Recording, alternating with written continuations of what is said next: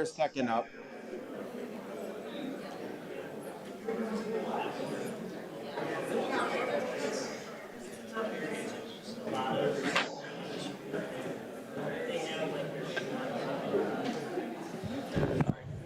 I'll call to order this meeting of the School District of Menomonee Falls. Please stand for the Pledge of Allegiance. I pledge Allegiance to the flag of the United States of America and to the republic for which it stands, one nation, under God, indivisible, with liberty and justice for all.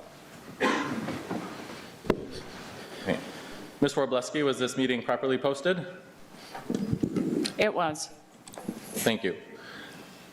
This is a regular meeting of the School District of Menomonee Falls Board of Education.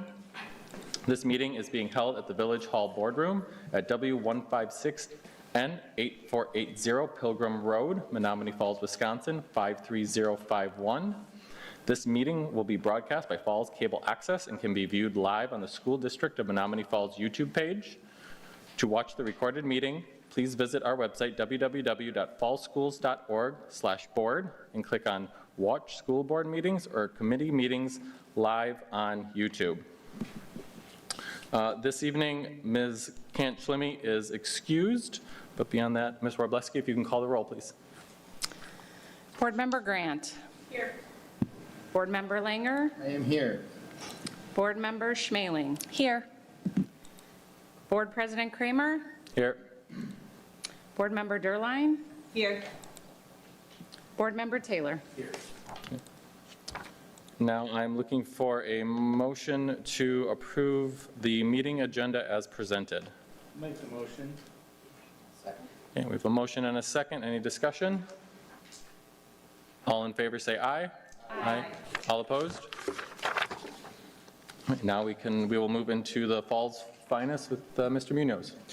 Yes, thank you. And we have several groups here to present awards to. I'm going to call up Mr. Halverson with a little bit to say about a few firefighters who we're going to call up in a few seconds here.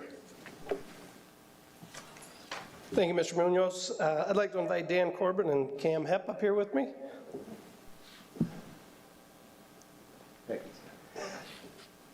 I'm incredibly proud to announce that these two firefighters with me have been honored with the Falls Finest Award.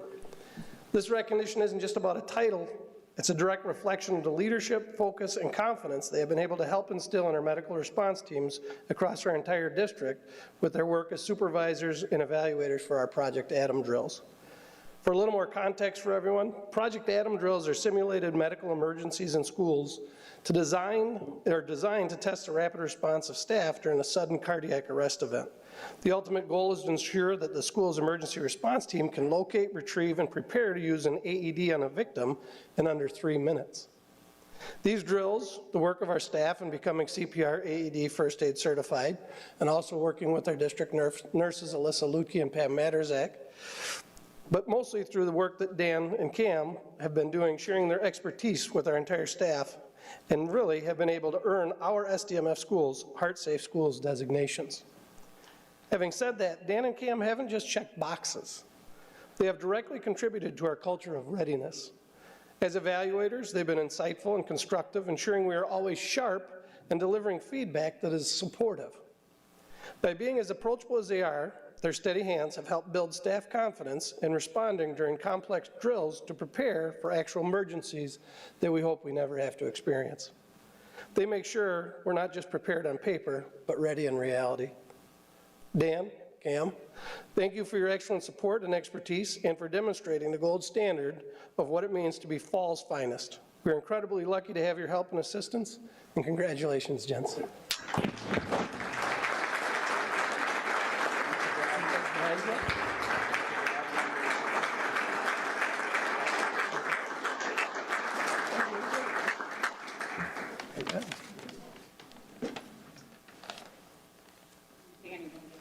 No, but that's okay. That's okay. Here we go.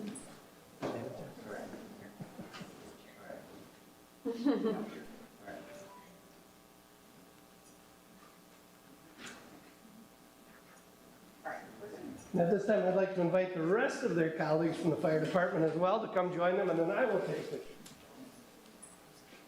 While they're doing that, I do want to thank Chief Pulvermacher. They are on duty, but have a few minutes, because everybody has a few minutes of break time while on duty. So they'll be back on duty momentarily. So thank you very much, Chief. No problem.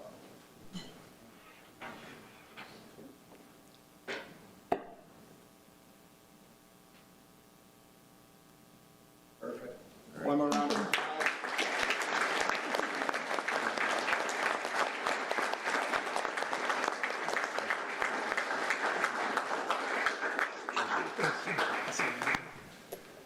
And they're going to be headed out back to duty. We do appreciate, obviously, our collaboration with the Menomonee Falls Fire Department and all of our protective services. They do a great job helping with our staff, but always being there. So they're involved constantly, and we appreciate the collaboration and the friendship.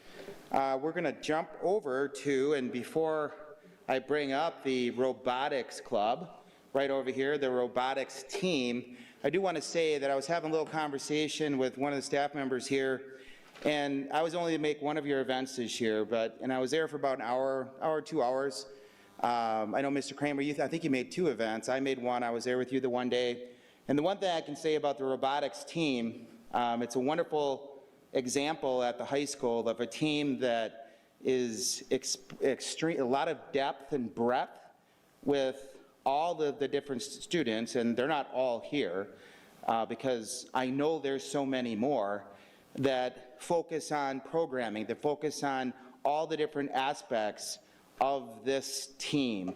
I think there's over 50 members or something like that. Plus we have community volunteers, several of them here, that are engineers in the community volunteering their time. Obviously we have staff members here that go way above the call of duty on this sort of thing. It's just wonderful what this organization represents. One of our clubs and activities in the school district. So why don't we bring up the robotics team. Vicki, why don't you come on over here, and let's give them a round of applause. Thanks for coming up.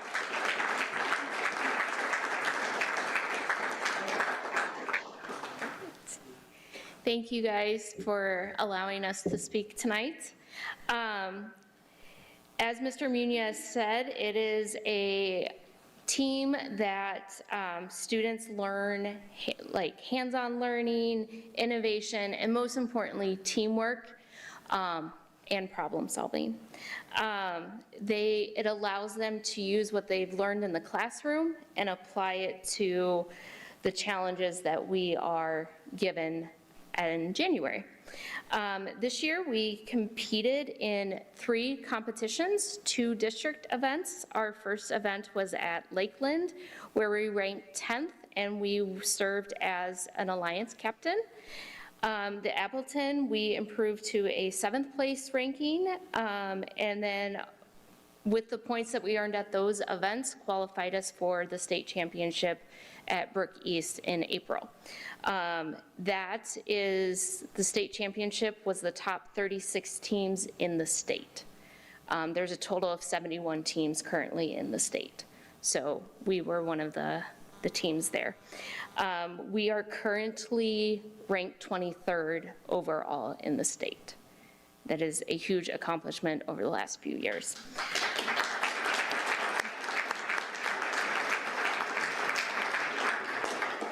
But more importantly, they highlight our students' technical skill, teamwork, and perseverance in highly competitive engineering environment.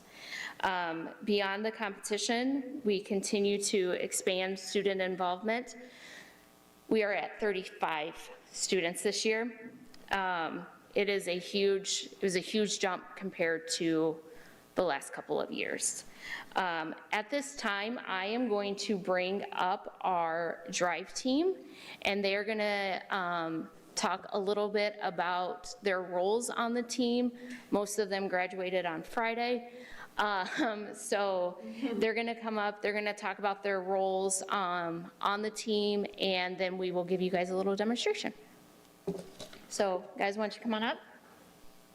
And also too, this year, Mr. Hoyam joined as my assistant coach. I am very thankful that he was able to come on board, as well as, like Mr. Munoz said, several community members that give their time.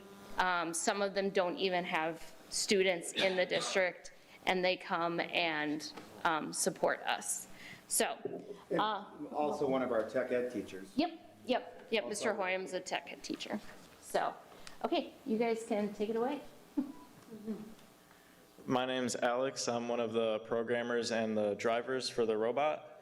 So for our goal this year, we had to shoot these balls into like a 2-yard high giant funnel. So we made turrets that would be able to aim on their own. And so as software, I was making sure the turrets pointed towards the target and then shot the balls at the right speed to make it into that funnel. And then as driver, it was just moving around, picking up balls and shooting them in. Hi, Scott. I'm also one of the coders on the team. My job as coder is mainly to help Alex. Also one of the drivers. While Alex is actually moving the wheels on the bot, I'm moving all the like random attachments we have, like opening the hopper, running the intake, running the feeder, actually running turrets, that type of thing. My name is Simon. I'm a design lead and technician. During the build season, it's my job to guide the designing and building of the robot, and as technician during competitions, my job to help fix the robot and get it onto the field before the competition starts. I'm George Holst, and I'm also with Josue. We share the same role during the game, and we're both human players. And what our job is we're about, I'd say 15 feet back from that hoop that Alex talked about, and we're just throwing balls from the sideline, basically. And that was one of our roles in the game. I was also a build team lead for the year, so I was on like pit crew with Simon, and then Josue was back there with me, and that's what we were kind of involved with. Thank you. My name is Jose Gonzalez. I'm an exchange student currently at Menomonee Falls High School. And I joined as a programmer for the robotics team. I am a driver, as George said, and a human player. We stand in the field, and we are more like the physical manual hand of the field, as well as helping the technician set up the field. So yeah, it was a lesson of gracious professionalism to be here. Thank you. So one thing to note when they go into their presentation, when you're at one of these events, I assume that most people haven't been at one of these events, there's always things that go wrong, and they have to fix it, meaning something's going to break, or they're in this event and there's multiple units all over the place, and things break down, or they have to change something. You can see the guys shaking their heads over there. So just like in the real world, they have to adjust. And that's really fun to see too. You know, when I was at the event at Brook East, it was interesting watching the event because you could see that something went wrong in the first event, and they were like, okay, we need to do this, this, and this. And I don't remember what they said, but they knew exactly what it is that they had to do to make the second run even better. So that's an important aspect of what they do.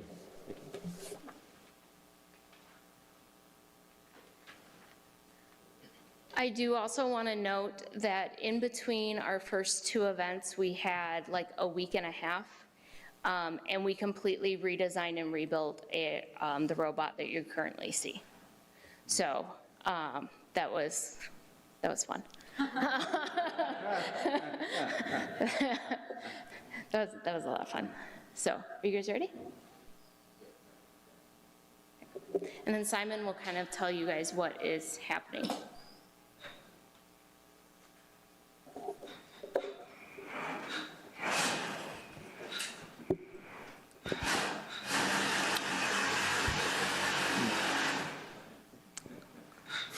So right now we're trying to extend the hopper, which gives us more space in our robot and lets our intake come out.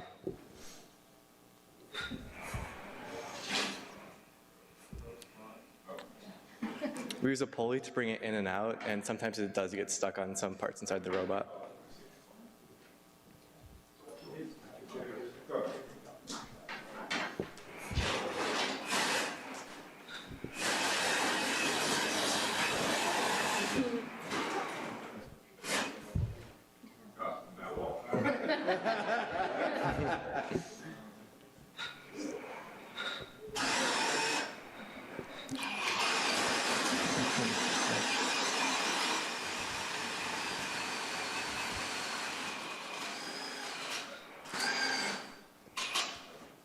Inside the robot, we have a system of tubes that move the balls from the front of it to the back, where we have belts pulling the balls up into the double turrets.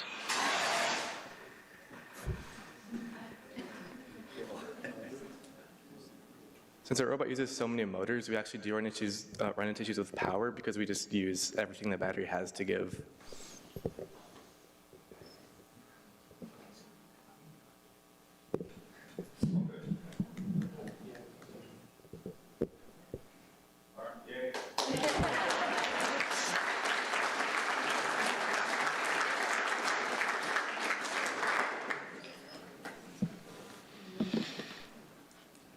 I'll just say, I got to, given how close your meets were this year, and I think that was a scrimmage you had in Sussex and then at Brookfield East, I knew nothing about robotics club a year and a half ago. But just seeing like how far you, like the robot went from, I think I saw you guys at Sussex somewhere around noon, and I think the robot maybe had got like 6 balls in the hopper before it broke, to like Brookfield East when you guys seemed like you were kind of carrying the team you were on and just dumping whatever, dozens and dozens of balls into the hopper. Like, just, you know, I'm sure like I don't appreciate how much work you guys put in to make that happen and completely rebuilding the robot in a weekend. But just, you know, I think to echo Mr. Munoz, like, what a fantastic thing for Menomonee Falls to have. And, you know, I imagine that many of you are, you know, taking your engineering or coding on to the next level too. And to our community volunteers, just thank you. So just, I've been very impressed every time and was thankful that I was able to attend two events this year, and just, you know, really well done, guys. Very impressive. Yep, sorry. Before we give a final round of applause, just know that they usually have a facility as big as this with no chairs. So they're being very cautious with everybody sitting in. And we respect that and understand that. So I know that from watching them work, they're being extremely cautious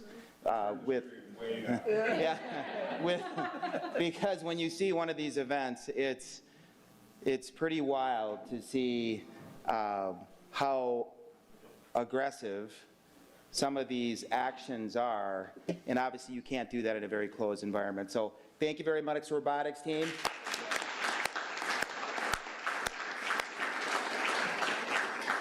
So stay on it, stay in it, and know that you have our support. All right, stay on it, stay in it, and know that you have our support. You guys are awesome. So thank you very much. Next presentation, ladies, why don't you come up?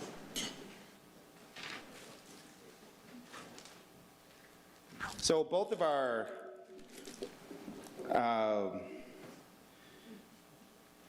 student representatives, actually, for the school board. So they're students at Menomonee Falls High School. This year they both happen to be juniors, which is outstanding, because usually when they're seniors, we're giving them scholarships and all of that sort of thing. And don't worry, it's a terrible anticipatory set, which is like a teacher thing to say, but those things will be coming next year. So you're welcome to continue, of course, and Mr. Gebauer, I'm sure, will be emailing you about that. But just know that we're appreciative of you being here. We know that you're both extremely busy and involved in not, you know, obviously not robotics, but all the other things that you're involved in, because there's a lot more clubs and activities and all these sorts of things. And I think between the two of you, you might be in all of them. So thank you very much from the school board, from the district, and spend some money at the school store. All right? Anything you want to say? We did have a report prepared. Absolutely. All right. Absolutely. Thank you very much.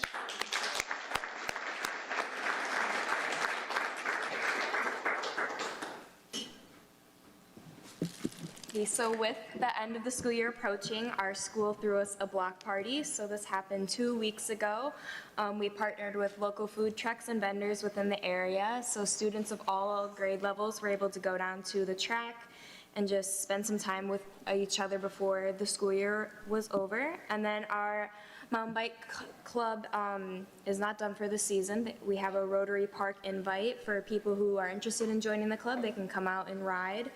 And then I just wanted to give a special shout out to our graduation class of 2026. The graduation was held indoors, unfortunately, but we were still able to go out and enjoy the fireworks, and yeah, so.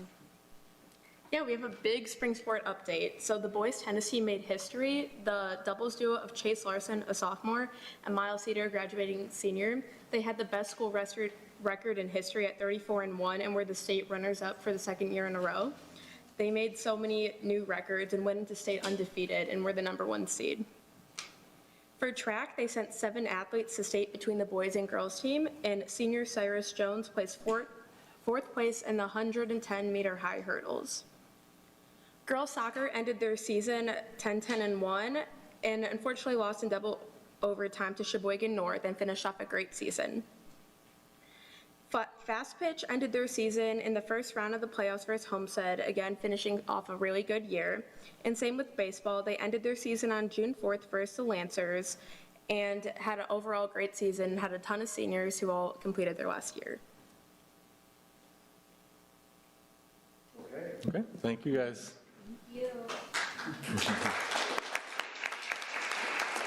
All right, we will move into Board of Education member reports. Does anyone have any reports? I do.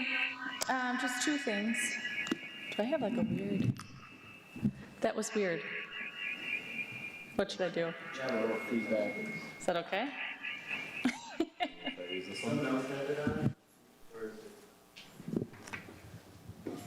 Do you want me to go over to this one? Okay. All right, so 2 things. First, I wanted to provide a brief update on my recent advocacy efforts related to our district's financial health. At the end of May, I met with State Senator Jody Habush-Sinekin to discuss the financial realities currently facing the school district of Menomonee Falls. Our conversation focused on the impact of state funding decisions on local operations, including budget constraints, the evolving needs of our students and staff, and the limitations created by the current funding formula. Senator Habush-Sinekin was engaged and interested in understanding the practical realities we face in our schools. She encouraged continued dialogue, and I would encourage any board members or community members to reach out to her as well. Looking ahead, I'm working on scheduling a meeting with Representative Dan Knodel to discuss these same issues.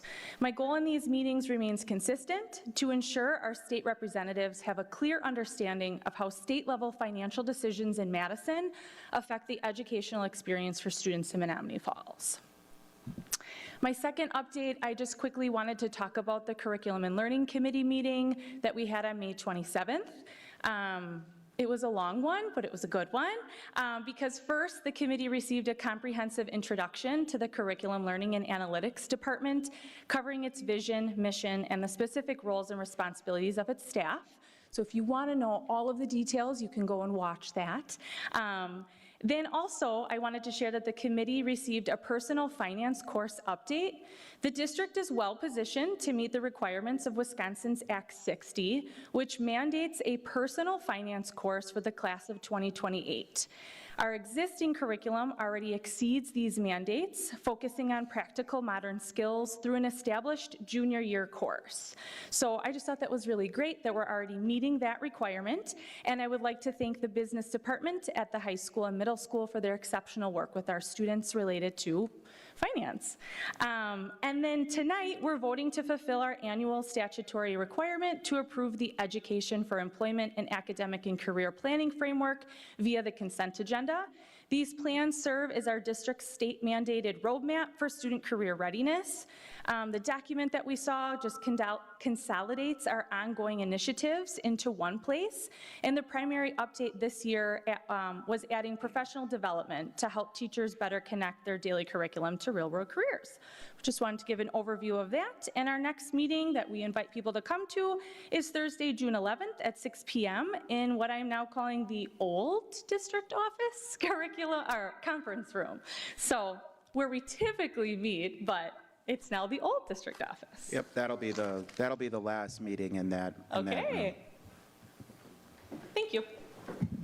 Are there any other reports? I'd just like to give a shout out to the high school administration for their planning of the graduation ceremony, on how they had to change it to the indoors, but obviously it was the right call because you can't have that many people outside with the risk of lightning and things like that. So they pulled it off well, and I'm proud of them. So I just want to give a shout out to them. Any other reports? All right, Mr. Munoz. Yeah, another shout out to the high school staff, all the high school staff, especially the main office staff there at the high school. Having graduation like that and have to change at the last second, that is a large undertaking. I think it went very well. We had a good celebration with our seniors, so it's unfortunate we had to move inside, but we did have fireworks successfully on Saturday night with a lot of people in attendance.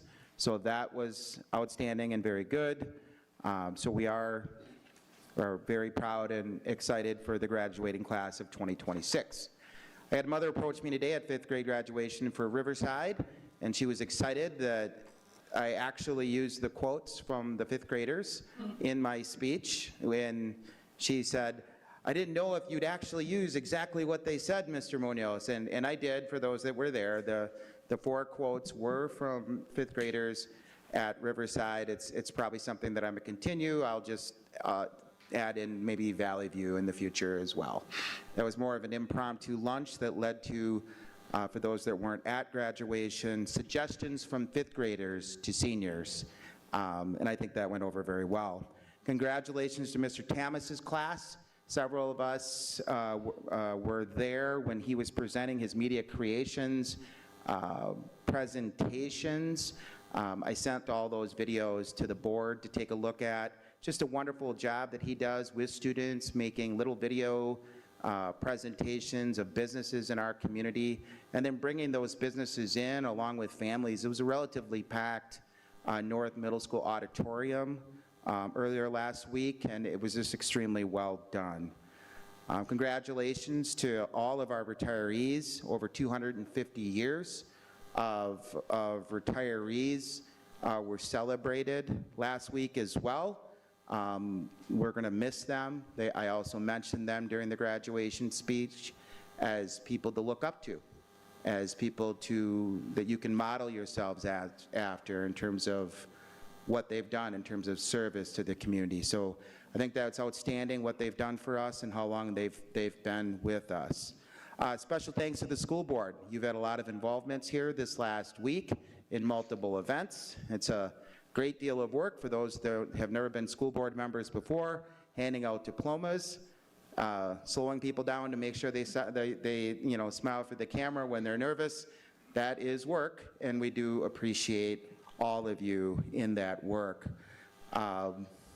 Next couple of things. There was a crossing guard request that we're working on. So that came, I think, to the whole board. Mr. Halverson is working on that.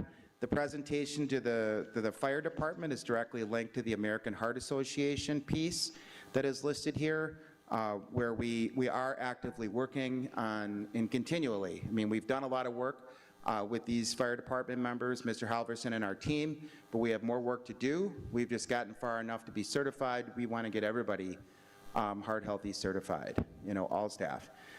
So it's a goal of ours. I put some information in this document along with codes for the board to access Baird video libraries. Now Baird we use Baird, most districts do, when they borrow money. Now we're not borrowing money right now, but we have in the past, and we have yet used Baird when those bonds become callable. This information, it's a good video. A lot of school districts use Baird's video library for that kind of information.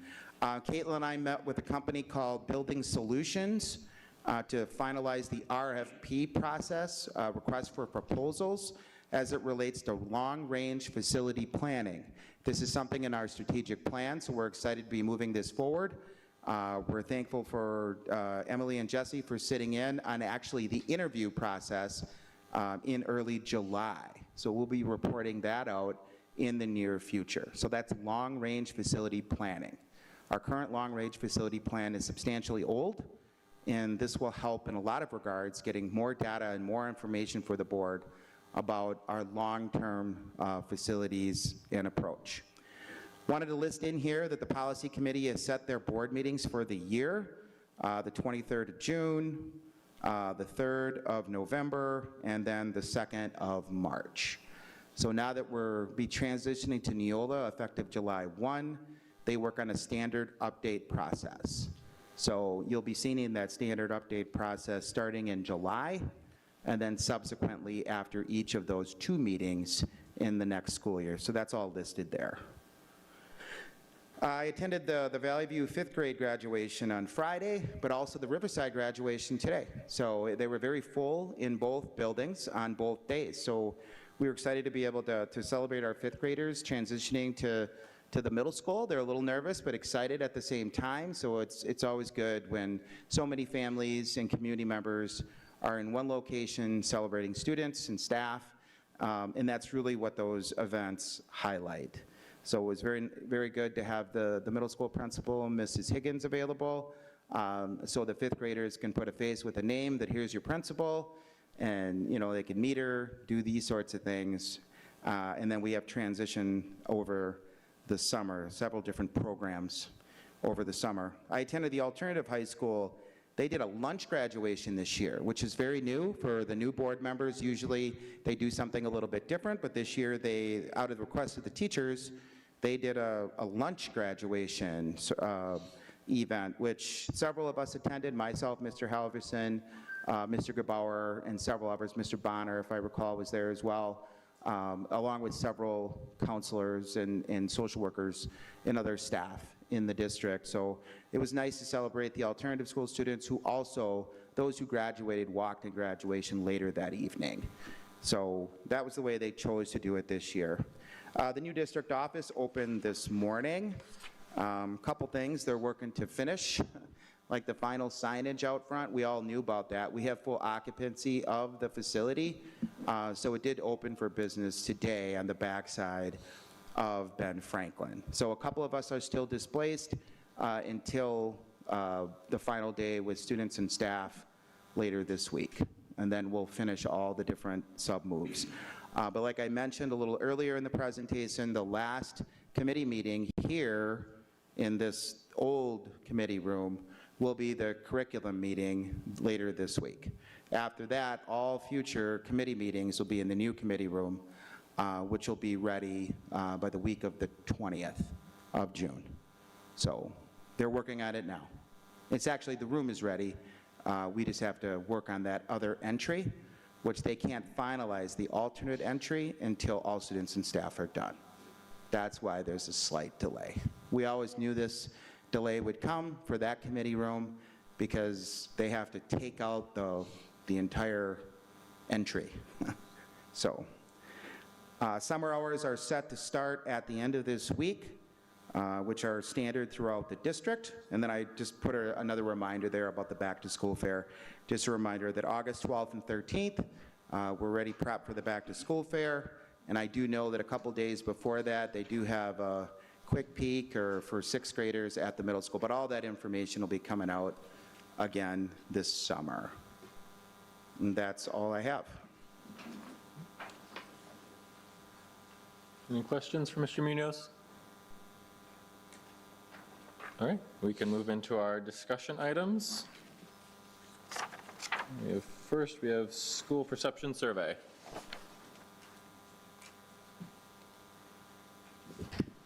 Yes, we're going to bring up a member of school perceptions here, and before they go ahead and get started with their presentation, I will say that Caitlin and I have had several conversations and wonderful meetings, and one thing that I will note is that this is in response to conversation and input from the board about community discussion with questions, because it's not just surveys, but also focus groups.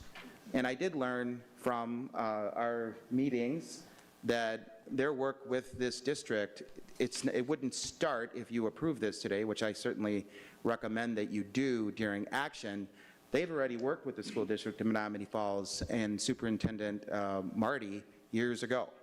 So, I mean, there's already a relationship with the district that goes back years. So I was interested to hear that, and it's good to hear that. It's always good to know that. But why don't I just let you take it away, sir? Thank you. All right. We can go to, does this clicker work? Or you're the clicker? I am. You're the clicker. I got it. I'm Bill Foster. I started the company back in 2002, and you are correct.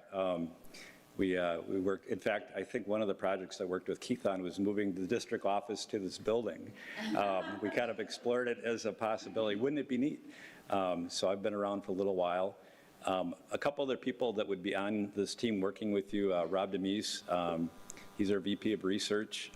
He actually received his PhD in the area of kind of referendum analysis. So he's very, very knowledgeable, puts out research every year on what's happening throughout the state.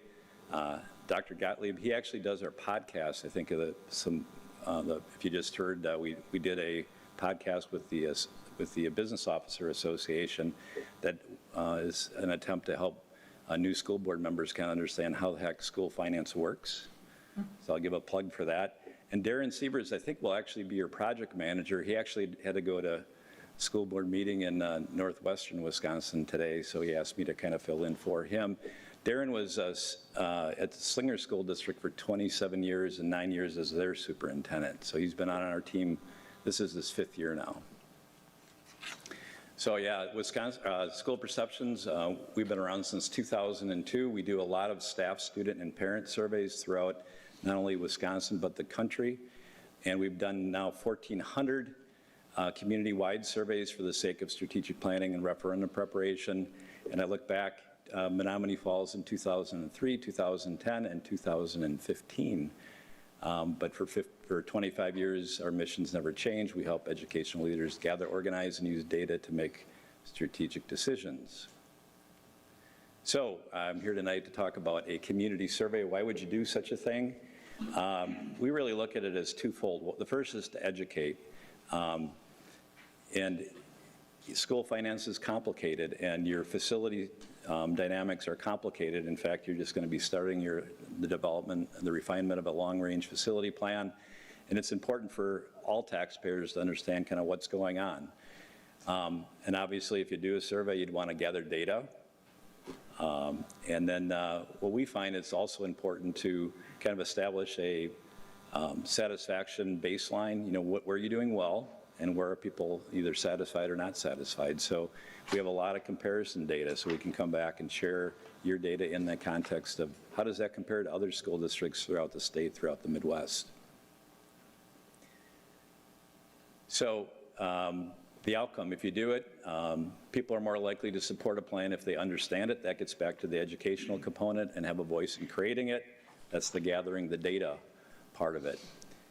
So when we do a community survey, it is a, slide 6, really what we call an inclusive process. So everybody in the community would have the opportunity to participate. We don't want someone to show up at the school board meeting after we're done and say, you didn't ask me, why didn't I get the survey? So we invite everyone to participate. Way, way, way back, we used to do what was called a random stratified sampling. We don't do that anymore. What we really want to do is be sure that everybody can have a voice and participation. So who takes the survey? It's actually a mailed survey. We don't do any phone surveys. It's mailed to every household. People can respond online with a unique access code. They can take it once, but only once. Or they can fill it out, paper and pencil. Sometimes they'll get paper surveys back with a coffee cup on it, and it'll say, yep, I filled it out, and here you go. So we'll process it if it's paper. We do find that the seniors tend to take it on paper a little bit more, and everybody else tends to take it online a little bit more. So this is just a slide of kind of what it looks like. You can go online, so where that red box is where the unique alphanumeric code gets sprayed on or printed. And then we do make accommodations for other languages if there are other languages, we can provide multiple languages. So what does the survey look like? It's typically either 4 or 8 pages. Everyone's unique. We've never done 2 that are the same because every school district is in a unique situation. So I actually pulled up slide 10 is actually your 2015 survey. I was curious what it says. And you kind of started out and you talked about partnerships. You had some celebrations. Your performance was in the top 12%. And you had 2 issues you were focused on: developing a responsible, balanced 5-year operating budget and addressing the district-wide facility needs to update aging facilities, I think some things haven't changed. I suspect that is, if you're like most school districts in Wisconsin, those are the kind of two things you're always worried about. And the call to action is to please take the survey. So the first letter, or the first part of the survey is an opening letter that will tell your story. I also found this in your survey 10 years ago or 12 years ago. There's a past, present, and future. I thought that was kind of unique. Talked about your proud tradition, where you are currently, and then kind of what's coming up and where you're focused on in the future. So that's background information that accomplishes the goal of education. And then a couple slides, just examples. This was actually the I guess, field house that was tested in 2015. It did not have support. It did not get built, and the graduation ceremonies were not held in that building this last weekend. So I thought that was kind of an interesting thing. But the goal, this is really an example of here's what's being proposed, here's how much it would cost, and here's how much it would cost you. At the end of the day, if you do decide to explore a referendum, the referendum has to reflect what the majority of the taxpayers want. And if it doesn't, it won't be successful. So that's one of the reasons why you might do a survey, is to find out what do people want, what don't they want, and then it's up to the board to come up with a plan to reflect that. Sometimes we'll go down a prioritization process, and again, we haven't talked about what yours is going to look like. I just wanted to give you some examples. Maybe what you want to do is you say the long-term facility planning team comes back and identify a series of potential projects, and it would be too much money to do it all at once. Well, what should we do first, folks? We're going to ask a high, medium, or low priority. So that might be a strategy that you could use for your survey. In some cases, next slide. Maybe there's a school reconfiguration, and you might have to show how a school would be changed, or grades could be reconfigured or something like that. That might be an option. Some school districts use the survey to not only do finances and buildings, but maybe also for educational planning priorities. This is just the output of a question, what should our priorities be? In this particular case, it was career and tech ed, life skills, and so on. And then some districts will get into graduate success, or what's sometimes called portrait of a graduate. And we just heard earlier in the presentation that you've got the financial literacy piece covered, even though there's a new state requirement coming down the pipe. So looking ahead, if you decide to work with us, these are the dates that we probably work around. So August, September, we would work as a kind of a core team, and it's not uncommon for a survey to take 15, 20, 25 drafts before we get something that everyone's comfortable with. We'd come back to the board and say, here's a draft, and then you'd say, we like this, we don't like this, or whatever, and then we continue to adjust. With this particular timeline, if we were able to get a final approval in September, it goes out for external proof, it then goes to printing. We've learned the hard way we don't control the printers or the US Post Office, so give us a little extra cushion there, but it's typically about 2.5 or about 2 to 3 weeks before you get it, before you send it to the printer, and then it gets mailed by a bulk mail. Sometime in early October, the survey could open up. We like to keep it open for 2 weeks, 3 weekends typically. That way, if you're out for a vacation for a week, you can still come back and take it. If it's too long of a window, the procrastinators never take it. And with the survey closes, say end of October, then we could be back in November to say, here are the results of your survey. So that's kind of a quick kind of overview of our process. Any questions from the board of what we do? Let's see if this works. Okay, so just to clarify, that the way to get people to survey is through mail. Yes. Correct? Or they could choose to do the QR code. In conjunction with that, is the district sending emails, updates, hey, watch your mail, because I'm notorious for getting things in the mail and being like, this doesn't look important, chuck. So how do we ensure that, or do you have suggestions on how we ensure people take the survey? Yeah, absolutely. So we work with you. So there'd be a communication plan developed in conjunction with the survey to promote, hey, it's coming. It's out there, be sure and take it. And we also, for those folks that we do have email addresses, both parents and staff, we can reach out to those folks via email. But it's really, at the end of the day, the majority of your community don't have kids here and they don't work here. So the majority fall into that non-parent, non-staff group. That's the group we really want to be sure that have an opportunity to respond. That's why we find the mailing is just the most effective thing. With you kind of alluded to the tie-in to the questions to the long-term facilities plan, and obviously we talked about the RFP here. So as far as I guess timing-wise, does this make sense to kind of RFP and work with you guys at the same time versus, I guess, do you use the existing facilities plan even though it's a bit outdated, or how does that look in terms of trying to prioritize those facilities? Yeah, it's a great question.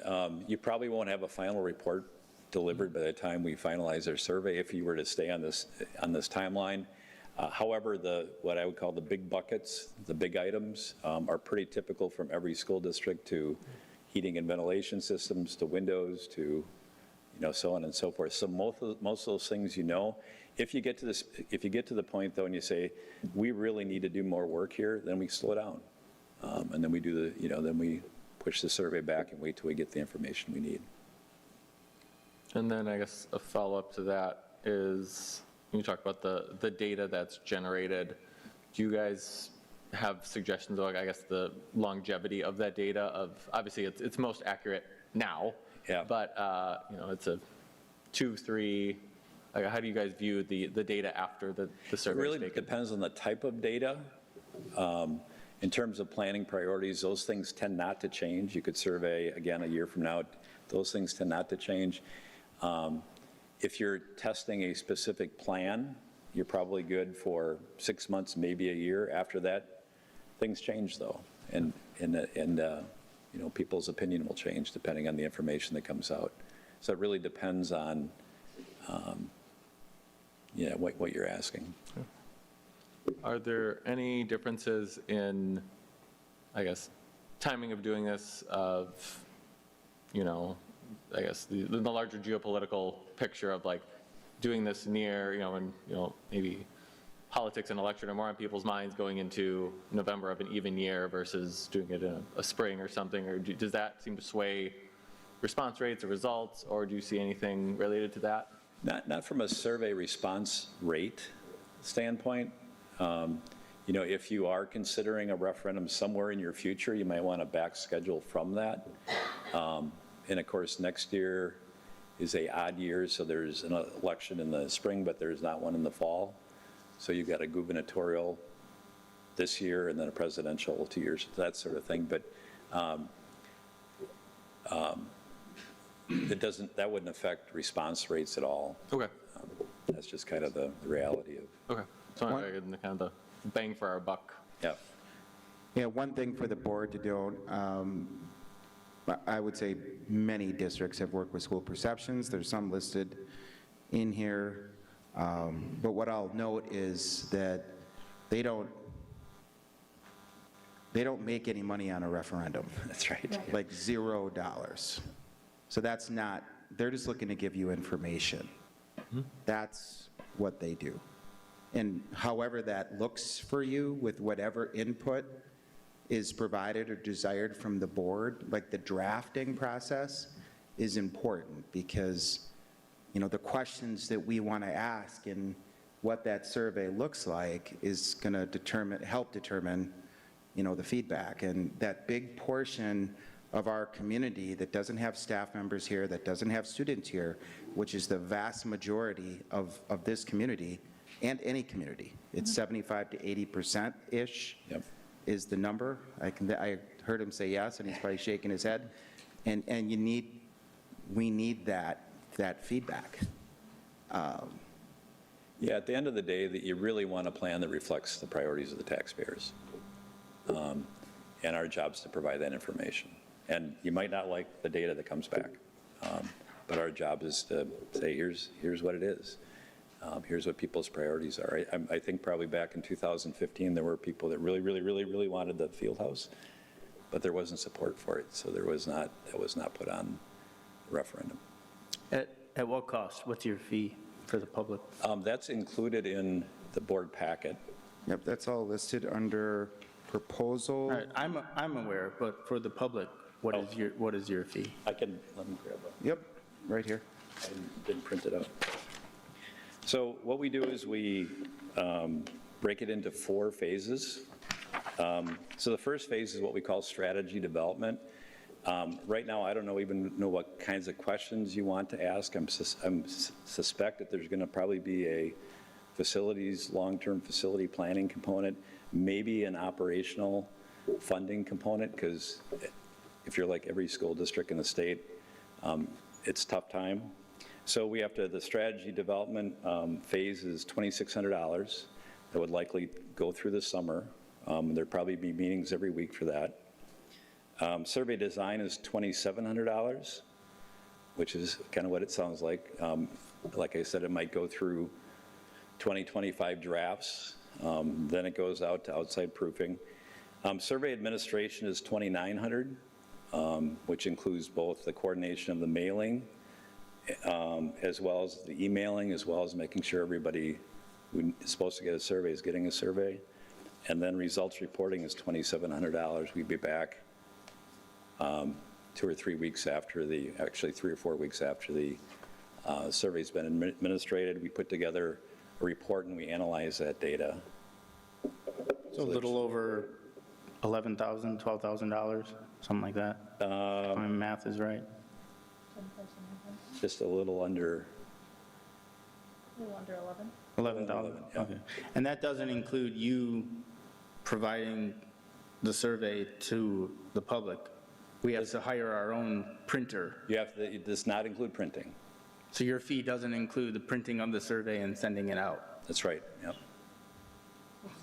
Okay. What are the costs for mailing something like this? Well, I don't know we haven't gone out and got a quote for you yet, so I don't know is the short answer, I guess. I don't even know how many households you have anymore in Menomonee Falls. We've set aside, we've budgeted for this because it was in our strategic plan. So we budgeted for this year along with the RFP. So the expense for the RFP, that doesn't cost anything to request a proposal, but once we actually get the RFP, there's an expense for that. We've budgeted for both the RFP and for school perceptions, just on the possibility, because we had already put this in our strategic plan, that we needed to start getting this sort of information. So it's already budgeted for. Do you do a monthly or a mail newsletter at all anymore? That would be Not a paper one. Not a paper one. So We do through Community Ed and Rec. Okay. Community Ed That would and be a Rec good has a ballpark mailing. if you had that, but we can get a quote for you, so you know. We would have a dollar amount through Community Ed and Rec. Okay. Because they do send out an all district, all house, 3 times a year, 2-3 times a year. So substantially more than the fee that we pay them. I believe, and Caitlin, correct me if I'm wrong, but we've budgeted $100,000. I believe that's, Yeah, so we have 150,000 budgeted for everything that we're kind of talking about tonight through the RFP process, through this process, working with Mr. Sievers, who was the 4th picture on the screen. He kind of gave a rough ballpark quote to us for everything included with postage, printing, everything of about 20,000. So that's what we are kind of using as an assumption at this point. But we have 150,000 for RFP process for the facility master plan, facility assessment, that type of thing. This is roughly 20. That's what we're ballparking right now. Thank you.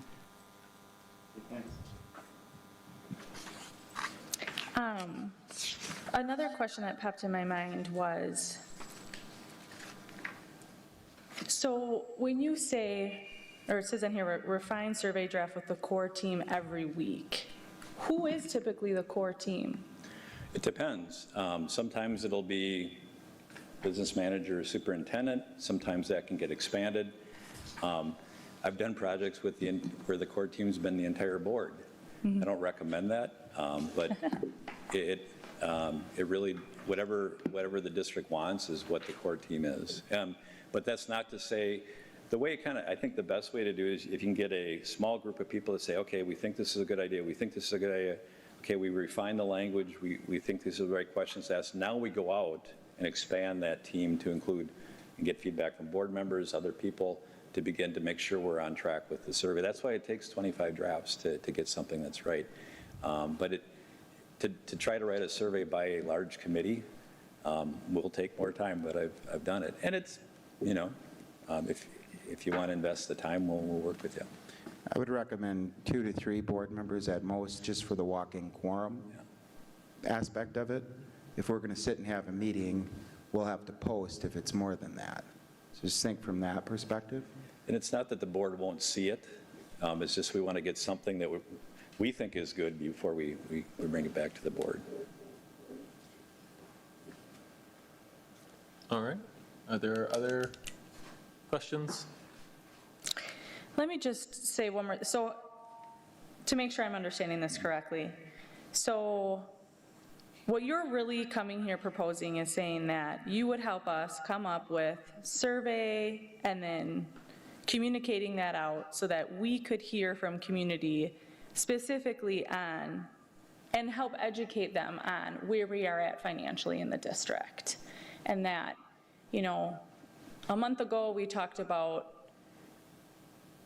potentially a referendum. Then at the finance meeting, it was potentially reductions, because we're faced in this difficult situation that basically the state of Wisconsin and public schools are facing right now, where less and less money is coming in from the state. So you're coming in to say, hey, I would offer a third party to help survey the community to see what direction does this community want to go. That's right. Yeah, we help you explain the situation. And then and if it's, in some districts we're only doing operational right now. We're only worried about that. Some districts are only worried about facilities right now. Some are worried about both. And if you say the scope of this project needs to address both, then your survey will be exactly that. It'll be a two-part, and it'll try to gather the data, tell your story, explain your situation that's unique to Menomonee Falls, and then gather the feedback from taxpayers to say, this is what we want you to do. And then you'll have data as a board to make a decision. Thank you. All right. I think we can move on. Thank you for the presentation and answering our questions. Thank you. We will move on to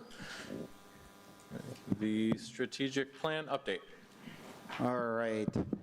And the board should have a printout, made it a little bit larger, so it's a little bit more legible this time.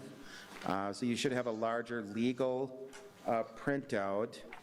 And we're going to start, since we sort of ended with school perceptions, talking about money a little bit. So we're going to go a little bit different order. We're going to go right to left.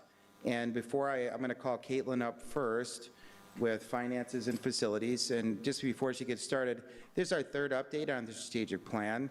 So there's been some changes with respect to how we color code, and green is completed. I guess the brown in progress, and the red is not started. So we'll walk through some of those pieces. This is meant to be a brief and a summary, and just understand that in this district, we're very proud of the fact that our scorecards by department and by building are directly linked to this strategic plan. So behind all of this information are detailed scorecards that determine goals for buildings, goals for departments, that are linked to the brief information that's going to be highlighted by directors here momentarily. All right, Caitlin? All right, I'm going to start with what I call yellow, not brown. Sorry. is the district office move, which is very close to being turned to green.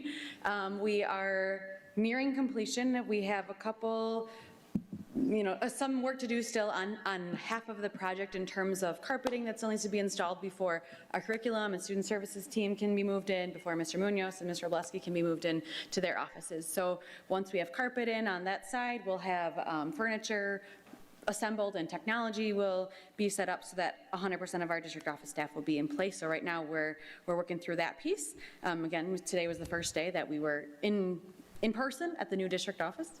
But we do anticipate that being green by July 1st. Absolutely, yes. It will be green by July 1st. We have signage coming soon, so right now there's kind of one small sign at the door that says "Welcome to District Office."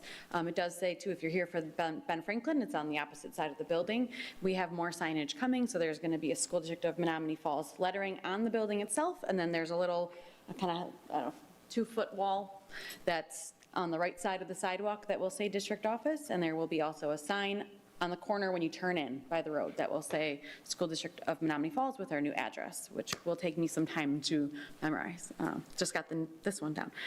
So just want to give a huge shout out to our facilities team and technology team for all of their work, just day in and day out. So many pieces of logistics that they've been working through to get us kind of an uninterrupted from our this building to our 2 weeks of temporary time or more for others, and then into our new district office. So that one will be green by 7/1.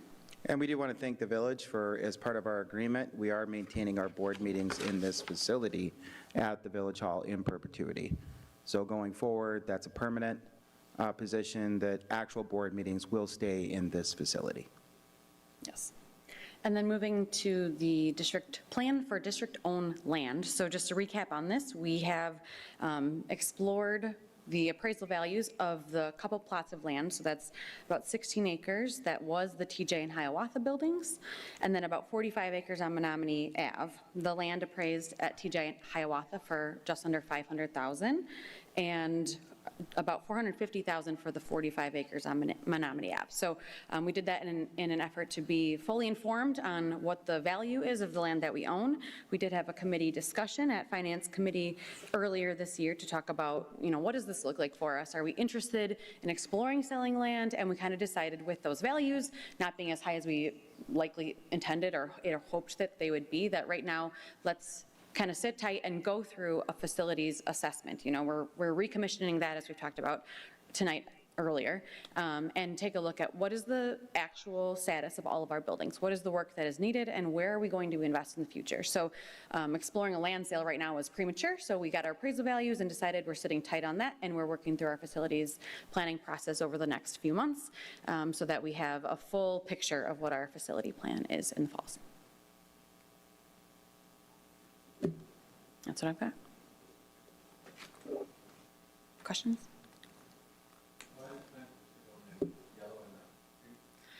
Because I anticipate it's going to be yellow for a while until we have our facilities planning process complete. So I guess it's could be green as in like we're not doing anything right now, but yellow as in we need to conduct a full assessment of all of our buildings to know what is the correct plan, what does the community want, what does the board want moving forward.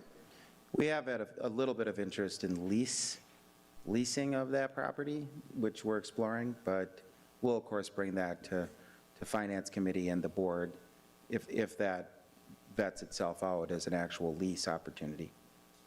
Mm-hmm. PJ's and Hiawatha. Okay, thank you. Yeah, not the. Because it looks like, is there like a farmer that farms the land on Menomonee? Do we like lease it out for? A small amount. Piece of it. Okay. A very small piece of it out on Menomonee Avenue, yes. Okay. Thank you, Caitlin.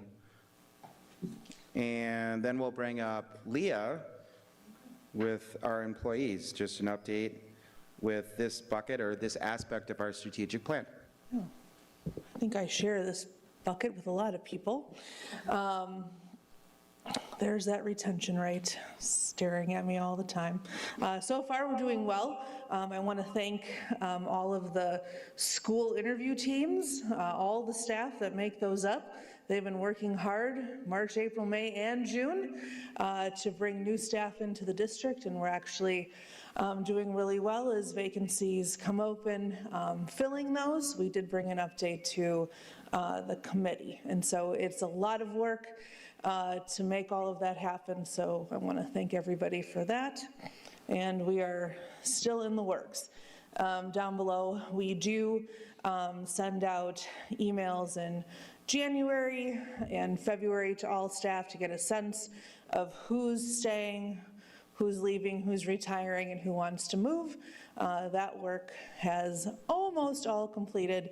Contracts are statutorily due from our certified staff on June 15th. We have almost all of them in. A few stragglers, that's fine. There's nothing wrong with procrastinating. So we also, this year, did have some talks with folks from our 3rd through 5th, so Riverside and Valley View, because we did have a large influx of students moving into the 6th grade, and so staff moving from those 2 schools over to North Middle School. And so we're very thankful for the people that took us up on those offers to continue moving on with the students that they had already had. So we are thankful for that. And then up at the top, we did implement that new pharmacy benefits with Smith RX. We have made it through our hurdles, and so far things have smoothed out, and things are going well, and we have already reached some of our benchmarks with updates from them to realize over the course of a calendar year that 26% guaranteed savings. So things are moving in the right direction. Oh, and then our calendar committee, our inaugural calendar committee, we wrapped up, and we will be bringing the 27-28 calendar to our next Finance and Personnel Committee in July, and then the next available board meeting, depending on when those all come out. I do get a lot of credit to Leah and her team.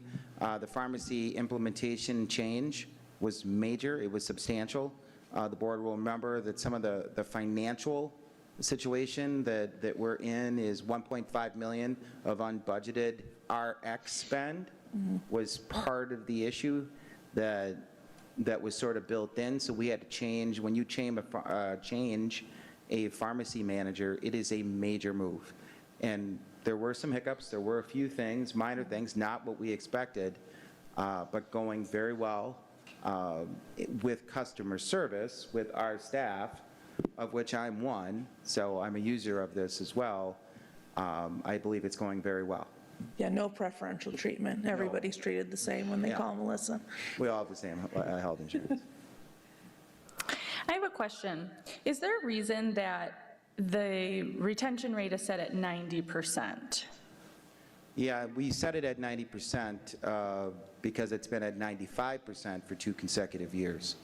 And 90% is considered a very good number, although ours is quite a bit higher for 2 consecutive years.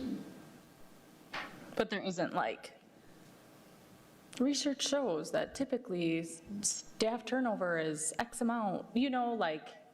Well, my experience and Leah's experience is the 90%, and Leah, you can speak to this, 90% is considered very good, and we've been beyond very good for a couple of years, Leah? Yeah, so in our peer group, which is about 25 school districts in the area, we all try to target for 90% or better, and that's, I think this came up at the committee, can't remember which one, but I will bring both numbers this time, but for folks like me and school districts, we're looking at the people who are choosing to resign, and so we're looking for our number to be 90% or better, and folks who are choosing to leave the district to go on and do other work, or maybe raise children, things like that, but they are still considered to be of that working age and ability and time. We have not included, nor have our peers, our retirees, as those folks are choosing to come to the end of their career path, and they're not leaving us for reasons to do something else. But I was asked by our chair of the committee to bring both, so I usually don't bring it until August because, a lot of things are still happening for HR in the summer. This is actually our busy season for staffing, so that'll come, it's usually towards the middle, end of August that I start putting that together. So we'll bring the retention that includes retirements and the one that just includes resignations. Thank you. Yeah. And our stay survey went out, and I'm going to be bringing that back for our chair as well at some point, where I'll summarize the survey, where we asked 6 open-ended questions to staff who signed their contracts by June 1st, because that's the day I needed to send it out, why you chose to stay. So that'll probably be coming around the same time as the retention information.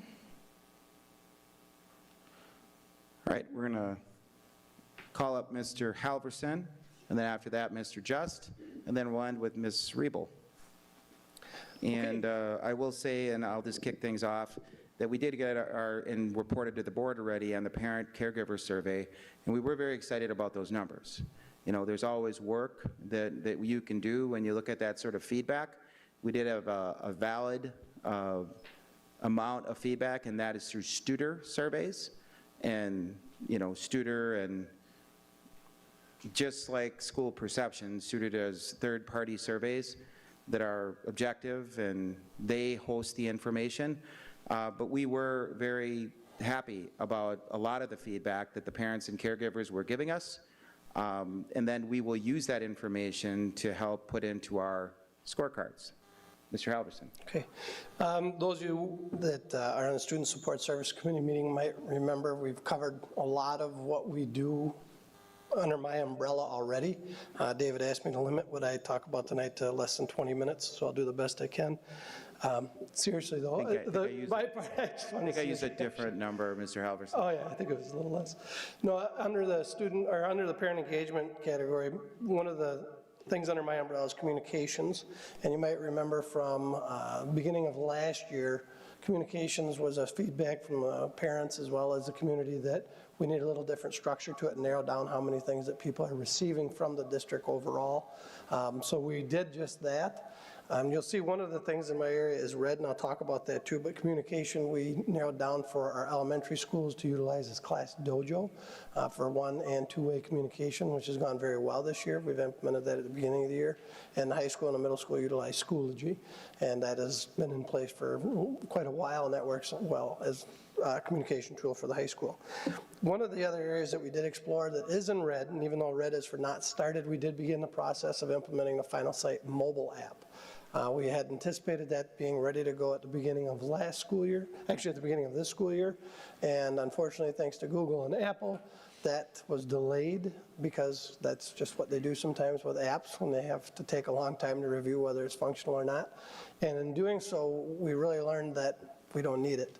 The good news is I negotiated that with our overall price with the webpage through Final Sight so that it was free, but we did pilot it with the administrators. And honestly, it was okay, but it's not something we're going to go with. And again, it doesn't cost us anything. We've got it in the background if ever we do want to switch or if there's a change with Class Dojo. But that's in red, not because we didn't start it, because we didn't want to, we're not going to move forward with it. From a communication standpoint, though, that's really the basis. We did implement Class Dojo based on feedback from families and our elementary schools. The other aspect that's under my umbrella is behavior and attendance, and you'll see that one of those areas is in yellow. The yellow is just because we haven't gathered all the information from discipline and attendance because school is still in session. However, what we have noticed in all of our preliminary results is that we've shown a very marked increase as far as the behavior is concerned, but also especially in attendance. We've had an average daily attendance rate over 92% for the school year. Typically, we've been running between 95 and 97 for average daily attendance with our students across the board. Of course, things like illness that goes and wipes through a school, some of our smaller schools, I'll give an example, Riverside, when one day we had 170 students out because of a single illness. So that does have a major impact, not just on average daily attendance, but also on our daily attendance rate overall. I will note that last year, I think it was about 90, or actually slipped a little bit below 90, a little bit below 90% average daily attendance last year. So this is a substantial upgrade. So thank you, Mr. Halverson, but also the principals and assistant principals, social workers, and a lot of the teams that go into pushing this. And it might seem, you know, from a school district's perspective, attendance is critical because if the students aren't there, it's much more difficult to effectuate higher levels of learning when they're not present. Mr. Halverson? That basically is it. Pretty good. What about behaviors? Behavior overall has shown an improvement, and this, we had our review with our assistant principals at all the schools in January. I'm going to anticipate and just give you a kind of a spoiler alert. We are going to have one of our schools that's going to show an increase in behavioral recommendation or behavioral infractions, but that's actually less than a handful of students that contributed to that. And we've also put in place interventions to help those students adjust their behavior, including some of the things that they need to do differently moving forward. But overall, as a district, we've seen a marked decrease still in suspensions and overall log entries. And a lot of that's the work we did last summer just to get a consistent language with our principals, our assistant principals, and we're still going to be working on that again this summer, refining what we already refined last summer to really get some more clarity on what it is that we are finding with our students' behavior. Questions for Mr. Halverson? Behavioral infractions that we collect the data, that is there like a standard definition of the types of behavioral infractions we have across, or is that? That's a good question. I do. We actually did uniform our elementary school code of conduct last year as a pilot just to see what it would do, and then we reformed it again over this past summer. The secondary had a pretty well-refined system and code of what would establish behavior infractions, but also what the consequences would be pretty standardized. And what we're looking for is really a progressive discipline model where, again, we want the students to, we want to be able to intervene with the students so that they learn this behavior is not what you exhibit during a school before we have to get more severe, I guess, for the consequences from a discipline model standpoint. I guess my question was, can you compare districts to districts, or does each district collect and classify things slightly differently? Yeah, every district classifies them differently. Okay. There are some connections, but for the most part, they do. Okay. When we look at our data, it's infractions, suspensions, expulsions, overall from district to district. Okay, thank you. Okay, thank you. Okay, Mr. Jess, thank you, Mr. Halverson. Alec? Oh, there you are. Alex, the Director of Special Education. Mr. Jess? Hi, everyone.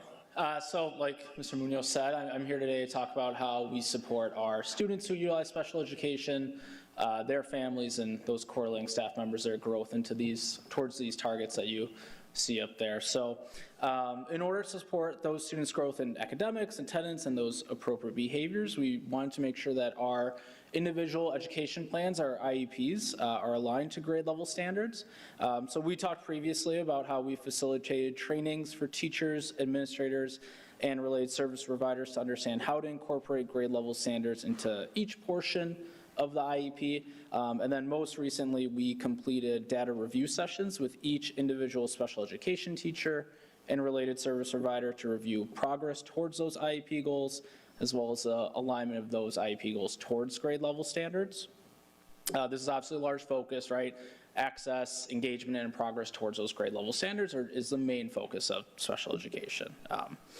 So in order to support that staff retention, we continued initiatives. One specifically involved that all special education staff and related service providers in their first 3 years in the profession utilize the Wisconsin new special education teacher induction program through the state and CISA 1.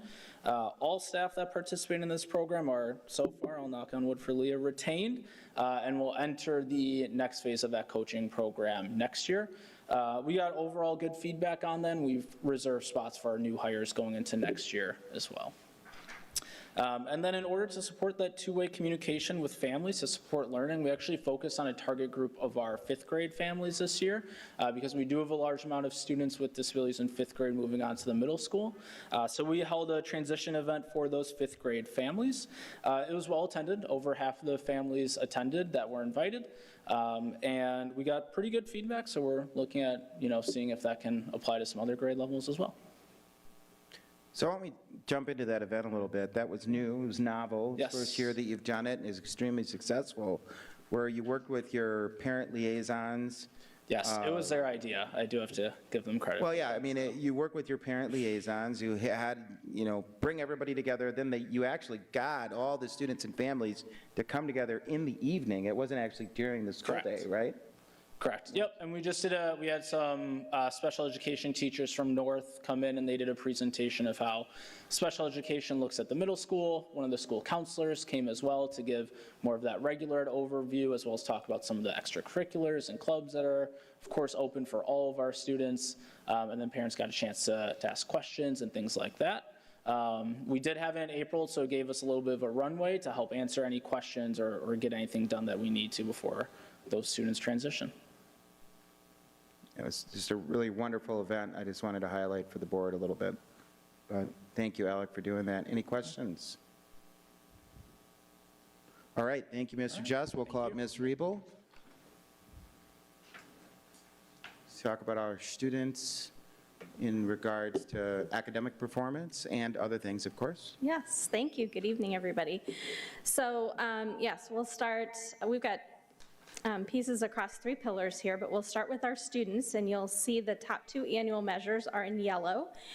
Those measures specifically refer to our state assessment results across our tested grades, so ACT and pre-ACT at the high school, and then the forward exam in grades 3 through 8. And they're yellow because those assessments have been given.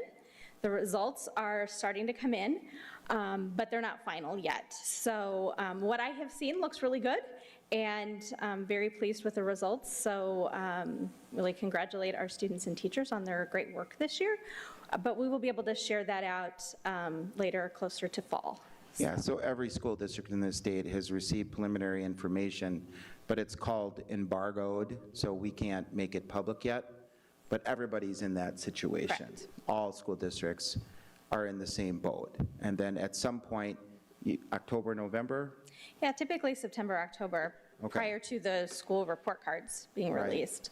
We are able to share those test results with you. We can use them internally, though, so our principals and coaches and teachers have been looking at those results and use that information to begin to plan for next year. Yep, so all we of are, that is in we are progress. looking at that information, and we'll use them to change and update our scorecards, including the information on this sheet here. Correct. So some of the things that we did, some of the strategic actions that contribute to that work, obviously it's the daily teaching and learning that's happening in our schools, but our curriculum we're in year 2 of implementing high school, middle school social studies, curricular resources, as well as our kindergarten through 12th grade English language arts resources. We also implemented new elementary social studies curricular resource, and one of the best ways to practice your reading is through social studies. We also did some district-wide professional learning around academic standards, which connected really well to the work Mr. Just and the team did around connecting standards within IEPs. And as I am approving some summer curriculum hours for different staff members who've requested time to work on different academic projects over the summer, I'm seeing a theme of working on connecting my daily lesson plans to those academic standards. So that's kind of been a good refresh for all of us. And then, of course, a board request that came through the district strategic plan was to onboard a new talent development coordinator. And so we've been able to do that this year, and she's done some enrichment activities at different schools, as well as working with teachers on differentiation within the classroom, and has done some, worked with teachers to have them identify students who are perhaps in need of more differentiated activities, and has done some formal testing for some students that have been recommended as in need of talent development programming, and we're writing the first differentiated education plans that we've had in the district for a while for some of those students who are showing that way above and beyond potential. And we talked about this in the curriculum committee, but the talent development is the old, for those of us old educators like myself, I'll just put myself in that category. It used to be called gifted and talented, GT, you know, it's now talent development. So it's the same group of students we're looking to identify, so. And then as we move across to the parent communication goal, another piece that came out of the district strategic plan was to have more curriculum information on the website in a common kind of uniform format. And so we used a common unit planning template and have provided time for teachers and coaches to develop those plans over the last couple of years. And so we were able to kind of finish that first round with social studies and English language arts, as well as our elementary science that we adopted a couple of years ago, and that is all now on the website, ready to use, as well as teachers using those unit plans as guides in their collaboration, in their work together. So that project is complete. We did not go back and do any old curriculum, but as we do new curriculum, that was the ask of the board. And then on the employee annual measure, we did have a professional learning completion measure this year, as you have probably heard me talk about before, through the Act 20 literacy law that was passed in 2023. There was some required professional learning for kindergarten through third grade teachers. In our district, because of the makeup of our schools and because we knew it was good learning, at the request of principals, we included fourth and fifth grade teachers in that learning as well. So kindergarten through fifth grade teachers participated in a kind of flipped classroom approach. So we compensated them for their time in completing modules through a platform called Cox Campus. It was on various literacy topics, or early literacy topics. It was about 30 hours of learning, and then on their early release time, they would come into the professional learning time with their colleagues and talk about what they learned in those different modules. And then at the very end, there was a test that they had the opportunity to take on the February Professional Development Day. So our goal was to have everybody have their modules completed by the last day of school, and we're about 96% there. I anticipate a few more coming in here yet before the end of the year. I completed mine as well, so I did the work right alongside them, and have seen evidence of that learning through those modules being implemented in the classroom now. So we'll continue to revisit the topics that we talked about in that learning, but I've heard some good feedback about the work and the learning that happened there. So, and I think that those are the highlights. Any questions? All right, thank you, Okay, Ms. great, Riebel. thank you.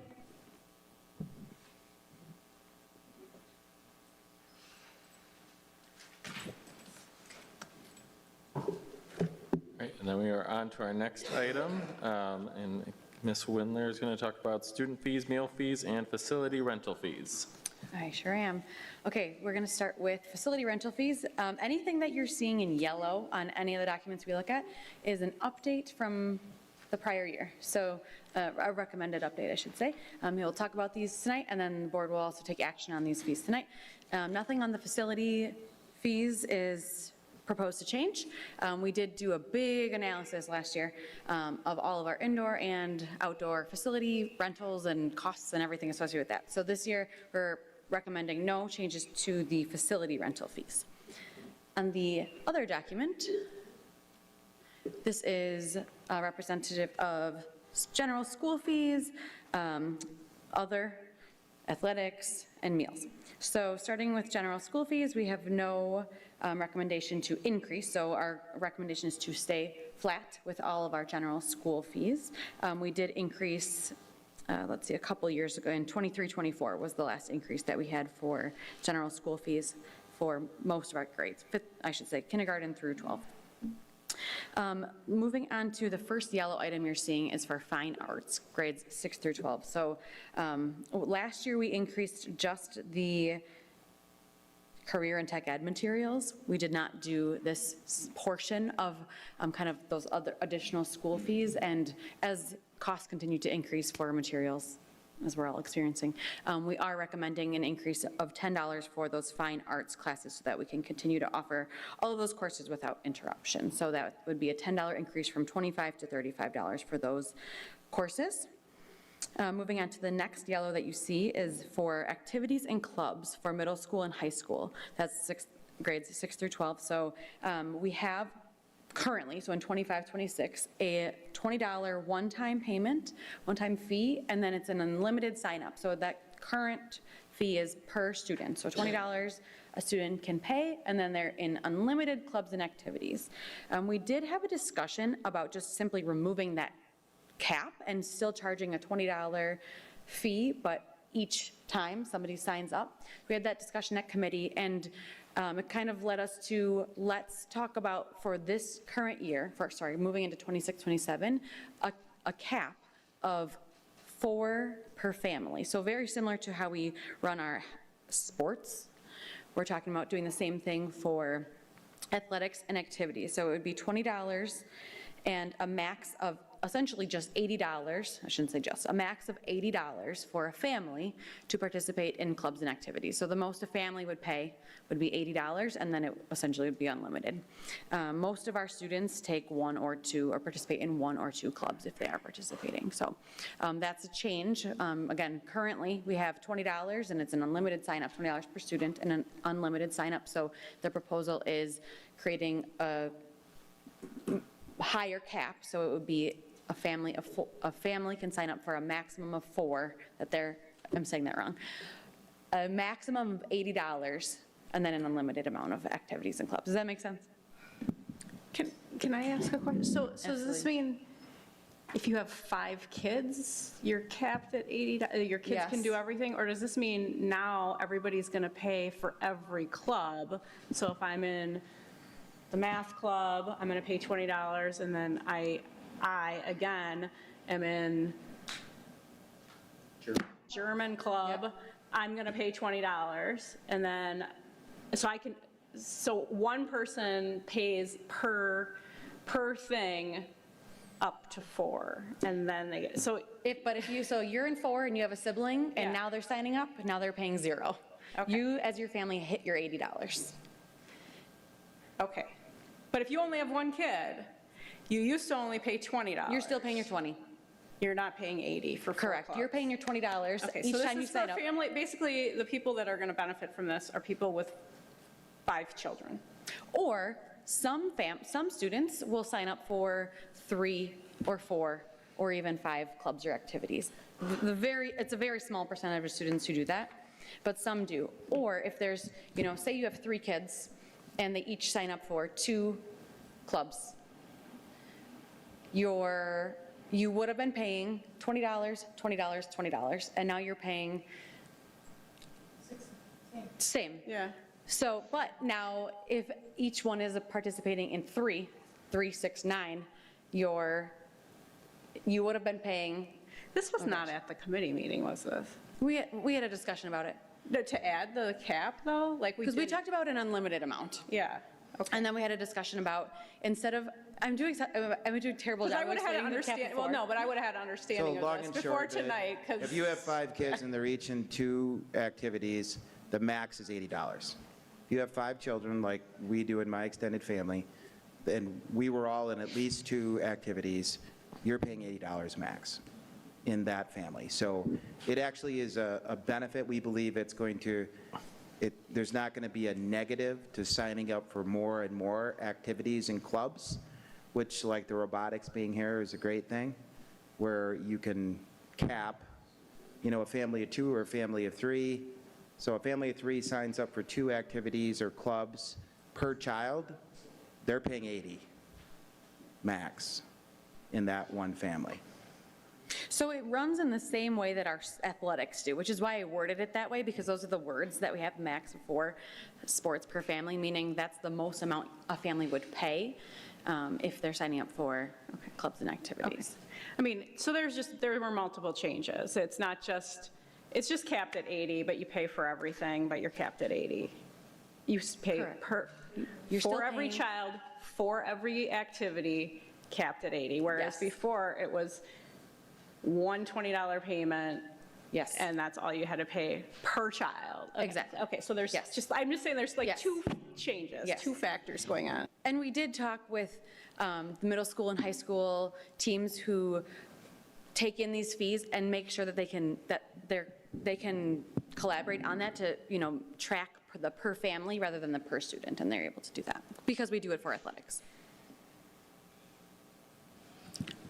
Can I just clarify to make sure I understand? Absolutely. So my child signs up for German club and art club. I am paying $40. Correct. Okay. If my child signs up for 5 clubs, I wouldn't pay 100, I'd pay 80. Correct. And it's by the family. Correct.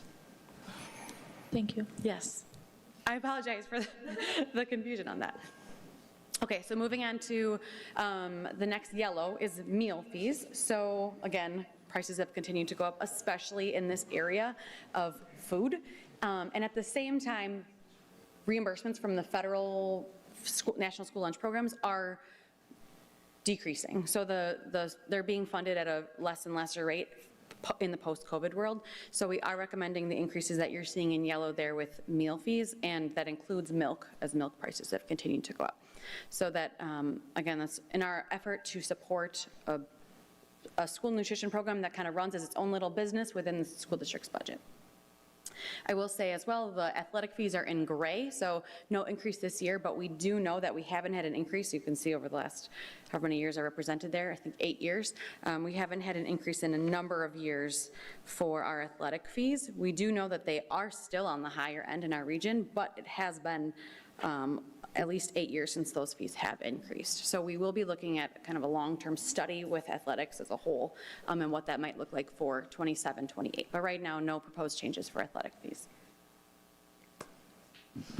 I have another question. So back to the clubs. Okay. So when you were looking at this, you were looking at, or whomever looks at it, we're like, okay, we're going to have to increase costs of the clubs. Kind of like how you did the fine arts fee increases by $10. Then you looked at activities and clubs and were like, oh, instead of one flat fee, we might have to increase it to more, correct? So the fee of $20 is still a $20 fee, but now instead of just a $20 one time for unlimited, it's a $20 per, up to a maximum a family would pay for. So my question is, why was that change made that it has to be per club now versus just $20 flat? Sure. Okay, good question. I understand. So we originally proposed and brought forward to our committee and just removing the cap, meaning $20 per anytime you sign up for something. And I think the request kind of came about as like, can this be an incremental step? Instead of just removing a $20 cap and charging $20 per, can we kind of scale that back and call it step one for 26, 27? Just limit that to a maximum of 4 per family. So, not the full gamut of like, okay, now you got to pay for every single one you sign up for each and every one of your students, but taking a step back and saying, okay, let's make that a cap within a family so it's still an increase and supports those programs. I will say this amount, we get as a total from middle school to high school, we take in just under $13,000 from these club fees. And I think this is just helpful and relevant information. Those directly go to support the advisors that pay for those. We have at the middle school for staffing costs, and this does not include the benefit portion, right? So just like the literal wage, over $25,000 of staffing to support clubs and activities for advisor pay at the middle school level. At the high school, it's $89,000.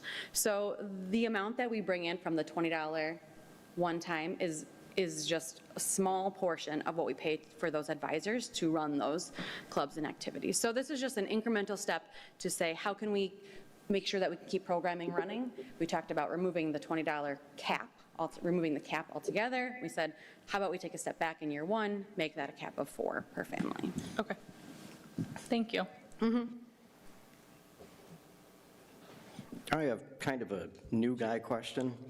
I mean, I can understand why we've got these nominal, even dollar fees for these optional activities, but why do we have general fees? What's the rationale for that? Good question. Okay, so general fees go to support the essentially consumable items within a school. So there are very strict rules that DPI has, rules and regulations for what a school can and can't charge for. So we are tasked with providing a free and appropriate public education. So this is kind of those materials above and beyond. So like your classroom consumables, your paper, your pencils, your markers, the things that are being consumed in the classrooms.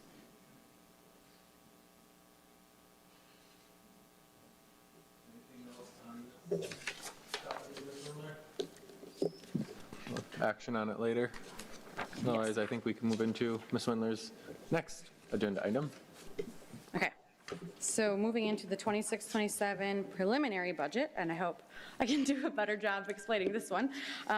So each year at this time, we review and approve a preliminary budget, and it's called preliminary because this in our budget calendar is just the beginning of our moving into the final stages of our budget. So there are many budget factors that are unknown still at this point. Page 3 shows the budget calendar. So we are in June looking at the preliminary budget. In September, we take this budget, whatever's approved by the board, goes to our annual meeting. So that's where the electorate hears and votes on the preliminary budget as well. And then in October, we learn of our final values that impact our final revenue and tax levy and mill rate. So that is the total pupil count, our equalized property value, and our equalized aid value that impacts our final budget approval that takes place at the end of October. Page 4 on this budget packet is available online as well. Page 4 is what the board actually takes action on. So not the whole entire packet. This is the DPI approved budget publication format. So this is what we bring forward each year. It is separated out by fund or fund group. So I'll start from the top and kind of walk through some highlights. The general fund is Fund 10, and you'll see in lines 11 and 16, revenues, and total expenditures. The column on the far right is the proposed 26-27 budget that we are taking a look at. So when we see the revenue total and the expense total match, that means we have a balanced budget. So this is the numerical version of that. The Special Projects Fund is the funds 21 and 27, so that's our student activities and our special ed making up the majority of that. And we do have, again, revenues matching expenditures, so balanced budgets within Student Activities Fund and special ed. The fund balance that you see there in the Special Projects Fund in line 19 is solely Student Activities Fund. The Special Ed Fund, which is Fund 27, cannot have a fund balance. So the fund balance in special ed is always zero. Whatever the difference is between federal funding and state funding for special ed in Fund 27, whatever the difference is there, we have to do a transfer for that remaining portion to make fund balance exactly zero for special ed. And that point and that line item is the big reason why the school district, and I think every school district in the state, was supportive of the additional special education monies that would have occurred if that bill would have passed, as it would have affected that line item right there. As you move down the page, you'll see debt service fund. For us, that is only Fund 39 debt. We did pay off our Fund 38 debt a couple years ago now, so Fund 39 debt is from prior referendum debt that's still in our books. We have the Food Service Fund, which is Fund 50. The Community Service Fund is Fund 80, and I'll just point out there, because it's relevant to our project, in line 41, you'll see expenditures for Fund 80, and that is representative of the CE and REC project that is now complete. The majority of that happened within the 25-26 fiscal year. So that's why you're seeing that expense number go from 4.5 million to 10 million. Now we're back to normal. So Fund 80 is back to normal in terms of both the revenues and expenditures and the Fund 80 tax levy. We move into all funds, starting in line 48, which I always think is a silly representation of our budget, because everything we do is fund accounting, meaning it's always separated, although the budget publication format has it all grouped together here. And then the bottom portion of that page is the total tax levy. So you'll see it broken out by fund, general fund, debt service fund, and then community service fund. So again, you'll see the community service fund tax levy go from those 2 years of funding for the project back down to what I'll call the normal CE and REC, the normal community service fund tax levy. And then we have a total school-based tax levy there in line 61. Again, this is projected. Numbers can and will change when we get all of our final October data. And this is projecting a total tax levy increase of just under 1%. So that keeps our total tax levy still very flat over the last decade plus. We've been hovering under that $40 million mark. So this is, as you look at, I don't have a long-term graph here, but it's a very flat tax levy over the last decade. So that increase is just under 1% for our projected 26-27 tax levy. I won't go through the entire packet, but I will just highlight a couple other points. So the next page, page 5, shows again the same format at the top with the tax levy broken out by fund. You'll see information on the mill rate. So the mill rate is, if we take line 7, there's our total tax levy divided by our equalized property value. And again, that's with a little asterisk. Scroll up to the section right above that, please. Thank you, perfect. The total equalized tax value is in line 8. So to calculate our mill rate, we simply take our tax levy divided by the total equalized value of our entire district, and that equates to our mill rate. The mill rate is what a property taxpayer will pay for every $1,000 of property tax value, and our mill rate is projected to decrease by just under 1%, so going from a $6.35 to a $6.29 projected mill rate for 26-27. And then we can see there what that looks like on a $350,000 home. But anybody could do the math on, your own home value, what you would project to pay for the school-based portion of your property tax bill. The rest of the packet goes through in more detail, revenues broken out by source and expenses broken out by object, and then by fund. The last piece I want to draw our attention to is the very last page, page 16, and this is a new page in our packet because it's the first time in many years that we're looking at utilizing our Fund $73. So we have in the 26-27 budget $400,000 projected to spend, and this is part of our budget conversations we've been having, $400,000 to pay for those School District of Menomonee Falls retirement program expenses. So as we've talked about, those have been increasing as our employees, more and more employees have earned that retirement benefit.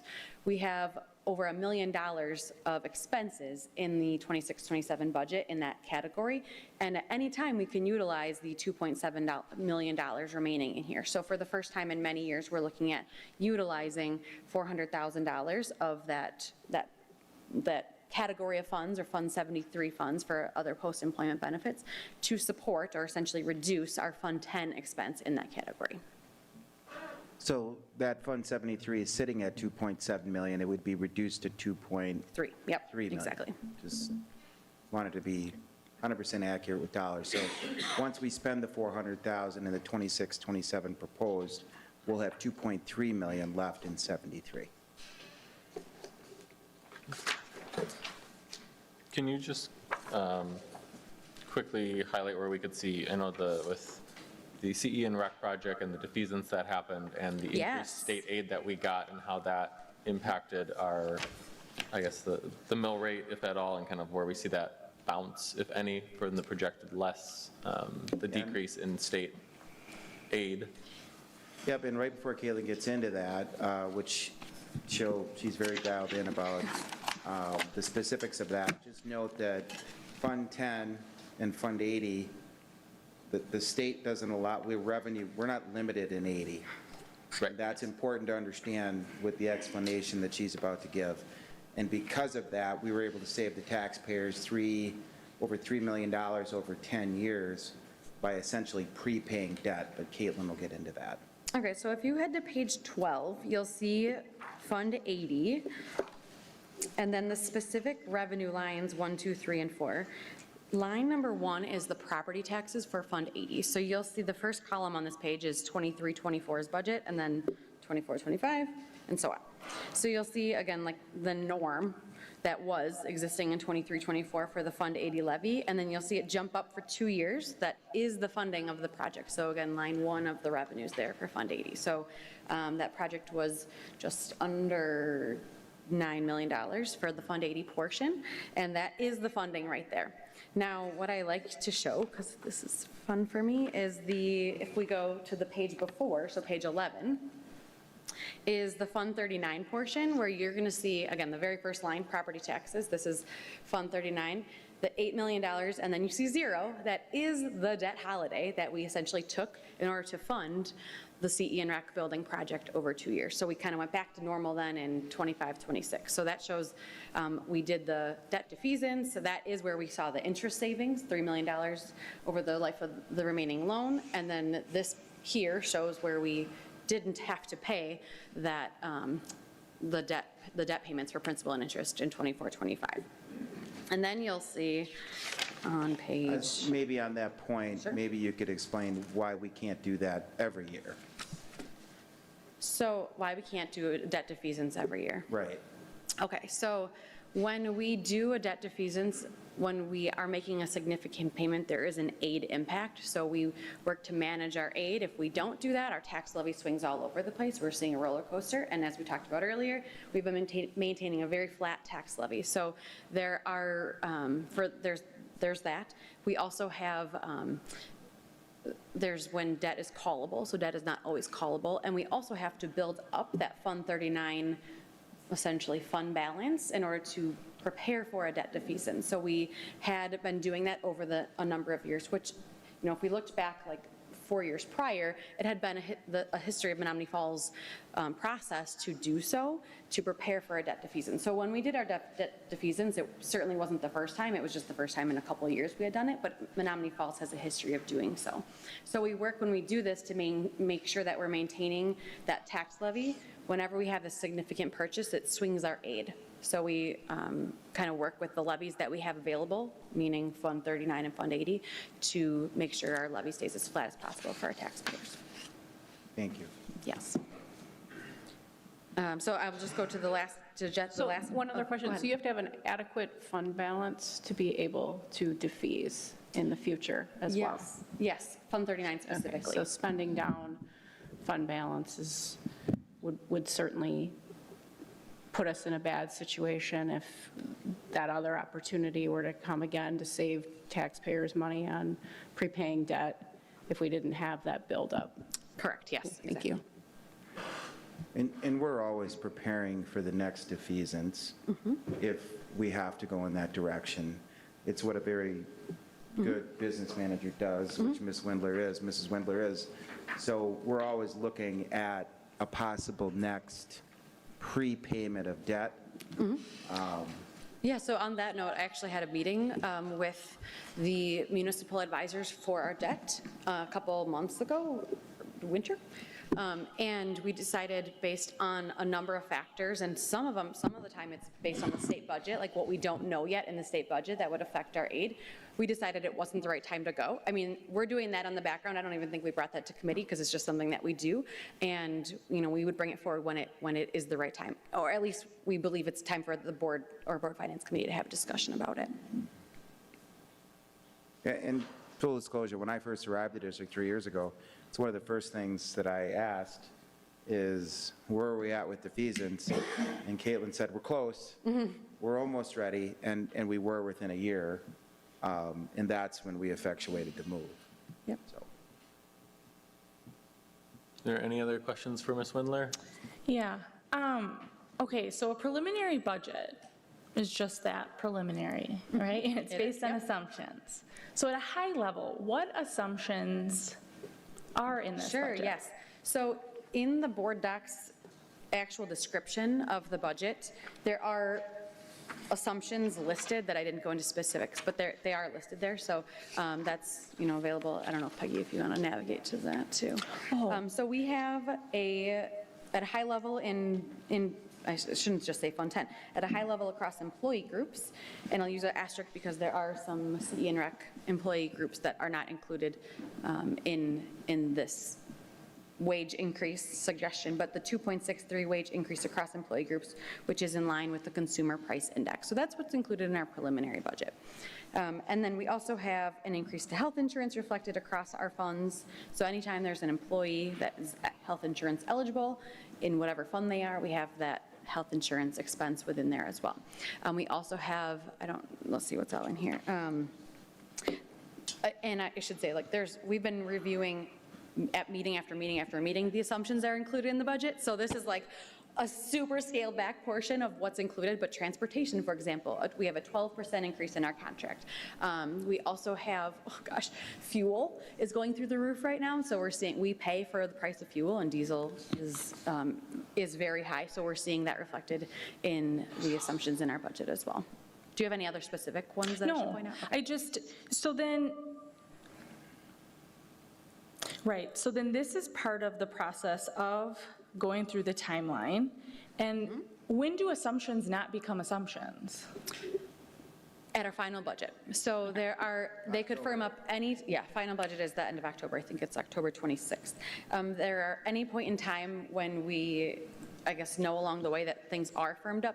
When I call 12% transportation increase an assumption, we know that. We know that it's increasing by 12%.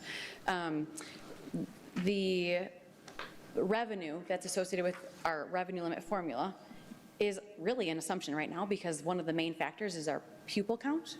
And we don't know that until October. So all of our entire budget stops being assumptions at the end of October. Okay. One thing that I will note that if we have additional dollars, and it's been a priority for 3 years, we've effectuated some changes to the group that I'm about to mention, but we really need to do more, is 10-month support staff. So if you're a 10-month support staff member in this district, I believe the board received an email about that. That is a real problem. And if there's any additional money looking to make health insurance equal for our 10-month support staff with the rest of our staff, I mean, it's always been a priority of mine to do that, and I hope that we can. Okay, so then there is flexibility that exists through to October. Yep, this is a preliminary budget, yep. Okay. So I just want to say that I want to take a moment to recognize any uncertainty or frustration staff members are feeling, and I know many are looking for clarity. I just want to say I'm committed to making thoughtful decisions based on complete and accurate information and understanding that right now, this is part of the process, we're at the preliminary budget portion. But I understand that district administration has been informed that the board would like to resume conversations with the MFEA in August, and I support that. I believe those conversations should happen in a timely, structured way that supports reaching a voluntary agreement. And my hope is that we continue to show up for one another, listen to one another, and work together. Our strongest path forward is through collaboration and a shared commitment to the well-being of our staff, students, and the long-term health of our school district. I'm really committed to hearing from all parties, whether that's community moving forward, MFEA moving forward, 10-month employees moving forward, and so having those channels is really important.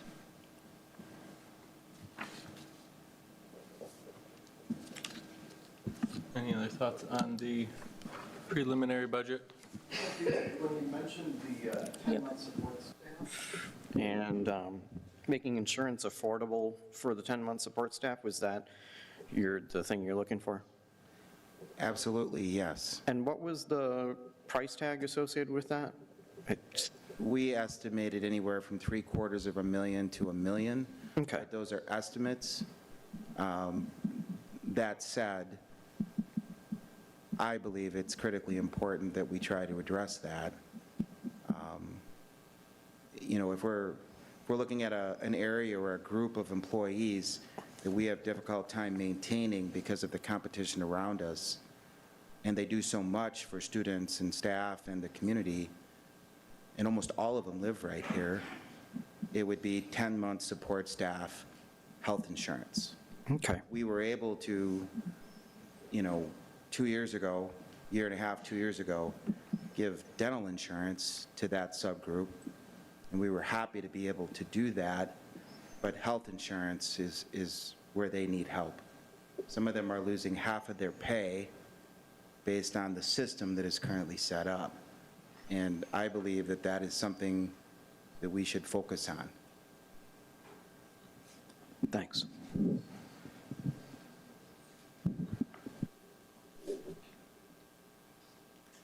Anything further?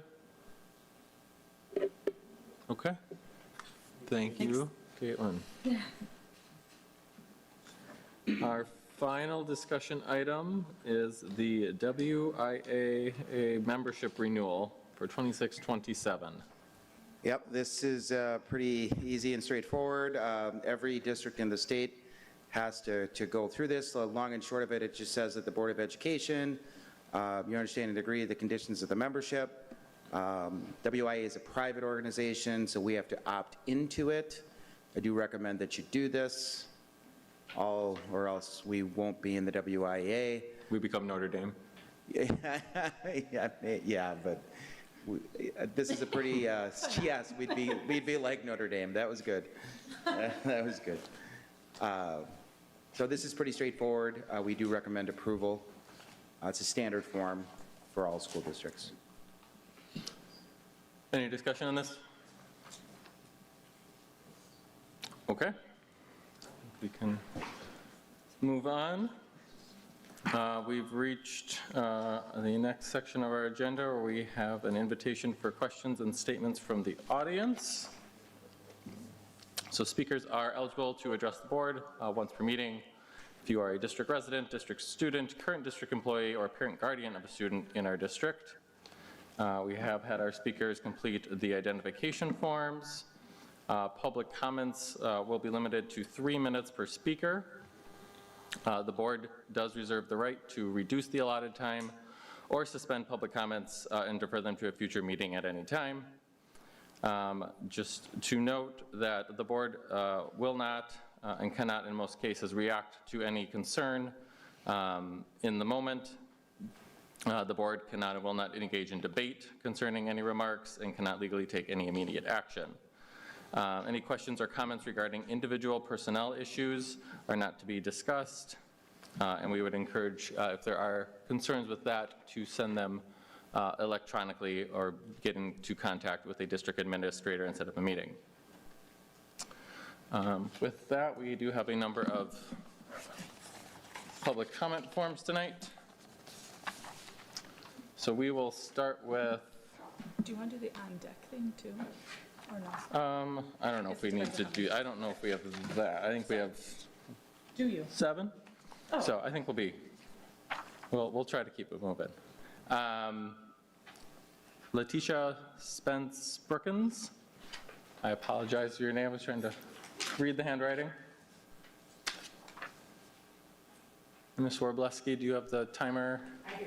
Okay. Perfect. Good evening. As an educator, I deeply believe in equity and in the right of every student and family to feel seen, valued, and affirmed in our schools. For our LGBTQ+ students in particular, the sense of visibility can be life-changing and sometimes life-saving.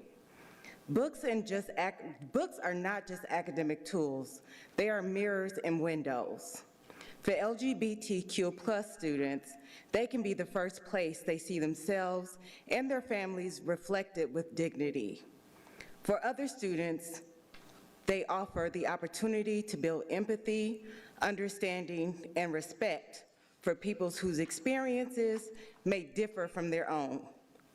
Policies that support book bans, especially those influenced by political agendas rather than educational expertise, put critical access at risk. Those policies often disproportionately target stories that center LGBTQ voices, effectively erasing them from classrooms and libraries. When that happens, we are not protecting students, we are denying them the full, honest education they deserve. Limiting access to LGBTQ+ narratives sends a harmful message that these identities are inappropriate, controversial, or unworthy of presence. As an educator and a community member committed to equity, I know that silence is not neutral.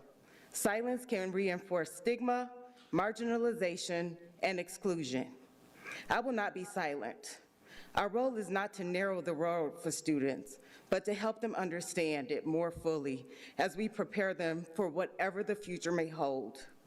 Preparing them means creating learning spaces where identities are respected and where diverse stories are not feared but welcomed as an essential part of complete education. Decisions about what belongs in classrooms should be guided by educator professionals grounded in research and reflected by the communities we serve, not dictated by political pressures or fear-based narratives. We remove books that reflect LGBTQ+ experiences, our very own neighbors and friends. We are not just removing content, we are removing belonging. If we truly stand for equity, then we must defend access. Access to stories, access to knowledge, and representation, because every student deserves to walk into a classroom and to know that they matter and to know that they belong here. Thank you.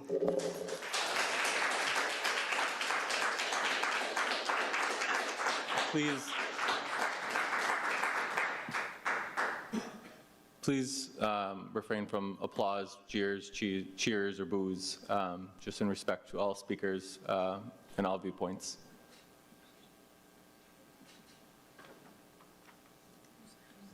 Sorry. The next speaker is, Aaron Villar.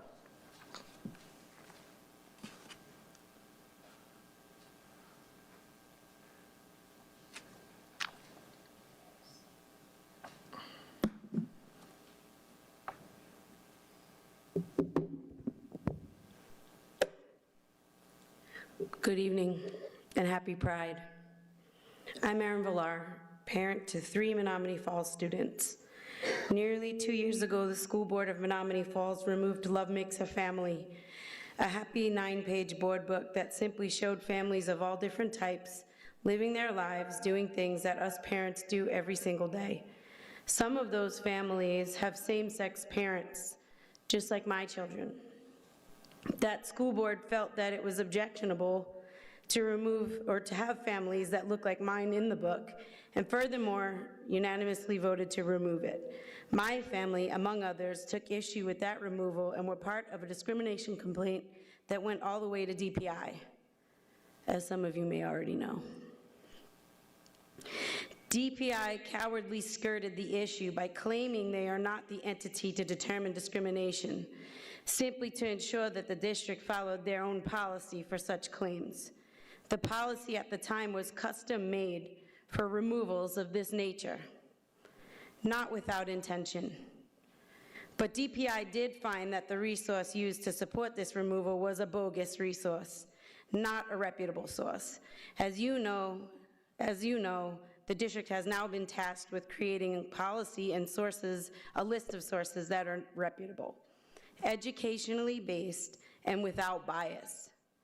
All that to say, since then, that removal was a catalyst in this community, a catalyst for change and for progress. If you look to your left and you look to your right, it's very likely that the person sitting next to you was not on that school board. That is no coincidence. Even though DPI was too cowardly to stand for LGBTQ+ families and students, our community was not.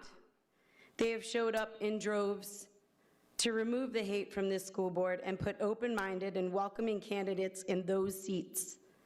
Please take notice. Thank you for your commitment to and for hearing our community. We will show up for you in these coming months as we navigate hard decisions for our district. Please continue to show up for us, all of us. With that in mind, I'm here tonight to ask that this school board go back to the drawing board on the removal of Love Makes a Family and the other 33 books removed with a faulty policy and bogus resource. These removals need to be revisited and approached with an unbiased policy and reputable resources. This community is demanding so. I'm also asking, as an out queer woman, just trying to raise my children in a place that sees us just like any other family, because we are. Thank you. Please hold your applause. Thank you. Next is Andrew Gus.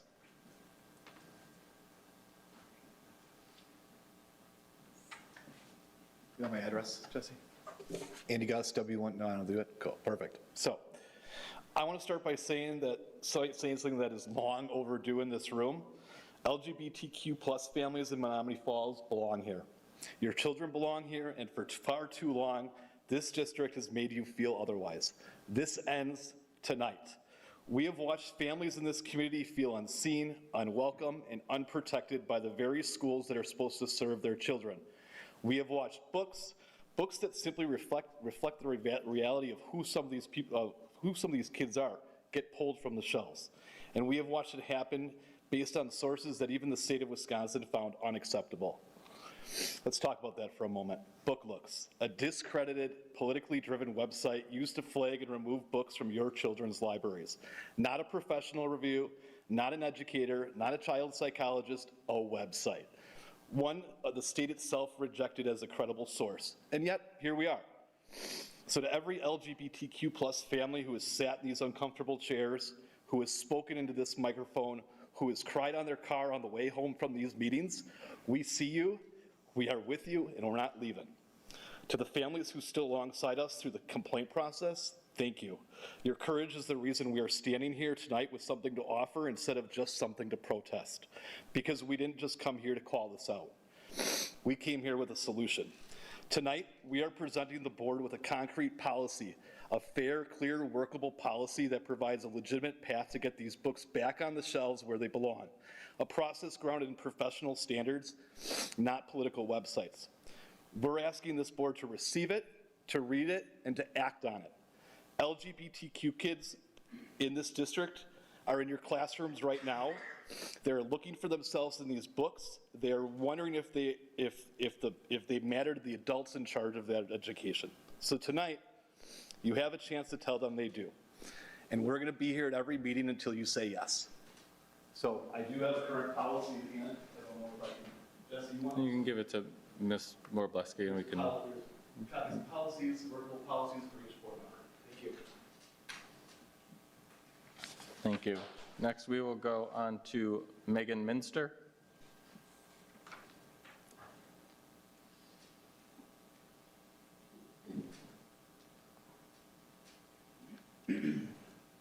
Hello, my name is Megan Minster. My wife and I are residents of Menomonee Falls, and we have 3 kids who attend Ben Franklin and a 4th who will begin 4K in the fall of 2027. One of the values that we work to instill in our kids is inclusion. We teach them about the different people in our community, different values that people hold, and the importance of kindness and inclusion, even when people are different than us. We love our public schools because they bring together all different types of families from our community with the goal of growing the next generation to develop the values and critical thinking skills that will better our community for years to come. The school district of Menomonee Falls also reflects these beliefs in their big aims, which include all students and families feel they belong in our school, and all students and adults are engaged, learning, and improving. I believe the district has deviated from these big aims, particularly when it comes to removing access to books. I am here today to ask you to reconsider the removal of Love Makes a Family and many other books based on the use of a subjective and biased resource. As you are likely aware, DPI recently determined that BookLooks, the resource used in support of the removal of books, was biased and needs to be replaced with a reputable resource. Due to the biased nature of this, I believe these books were unnecessarily removed due to subjective and harmful beliefs that do not reflect our schools or community. In order to bring our district closer to reaching the goal of having all students and families feel included, we need to have books available that reflect the families who are in the district. It is important to me that all types of families are represented in the materials used in our school to continue to teach the value of inclusion. One simple step to reach this goal is to reinstate the books that were previously removed. Thank you. Thank you. Next, we will have Nikki Crucci. Thank you.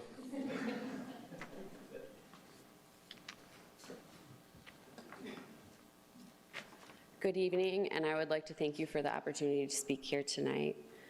I am concerned about the decision and have been concerned about the decision to remove books, including Love Makes a Family, based on ratings and reviews from BookLooks. Many educators, librarians, free speech advocates, and literary organizations have raised concern that BookLooks applies subjective standards and reflects a particular ideological viewpoint rather than established educational or literary review practices. More importantly, I want to speak about the children sitting in our classrooms. Schools serve students from many different backgrounds and many different family structures. Some children live with a mom and dad, some with a single parent, some with grandparents, adoptive parents, foster parents, and yes, same-sex parents. When children see families like their own represented in books, they receive a simple but powerful message: my family belongs here too. Research in child development consistently shows that representation supports a child's sense of belonging, self-esteem, and social emotional well-being. Conversely, when children's families are absent from classroom materials, or when books about families like theirs are singled out for removal, it can send a message that their experiences are less acceptable, less worthy, or should remain unseen. Representation is not about promoting a particular belief system. It is about acknowledging reality and ensuring that every child feels recognized and valued in their school community. Books like Love Makes a Family do not teach children what family they should have. They teach children that families come in many forms and that love, care, and belonging are universal values we all hold. I urge the board members to reconsider the use of ideologically driven review sources and instead rely on educational professionals, librarians, and age-appropriate literary standards when making decisions about school materials. Our goal should be to create schools where every child can find both a window into others' lives and a mirror reflecting their own. Thank you. Thank you. Next, we will have Claire Gronkowski.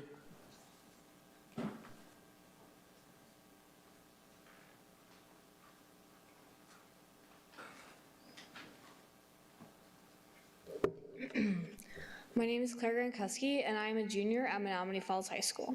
These past few weeks, I've been researching a topic for AP Government class that is very important to me: all students access to menstrual products at school.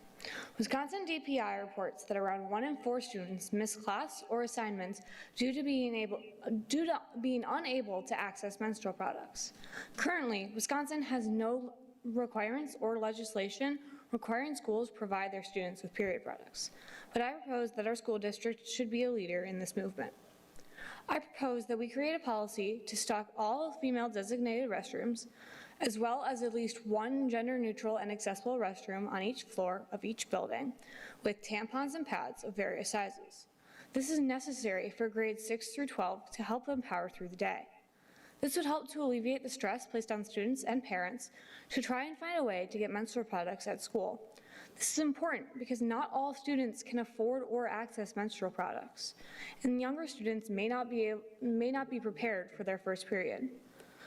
While there are some disadvantages to this, like additional stress on the budget, the benefits outweigh the disadvantages.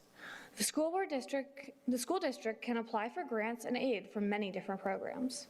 I believe that the school district will see better attendance and higher morale in students who menstruate. Better attendance has proved to boost district success and achievement. And remember, no matter their gender orientation, they should still receive these products. Thank you. Thank you. Next, we will hear from Kathy McBride.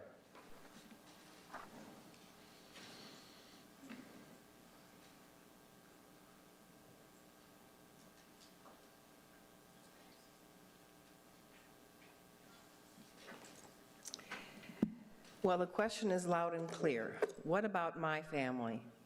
There are 2,389 families in the school district of Menomonee Falls. This humane question and following statistic beg more decision-making.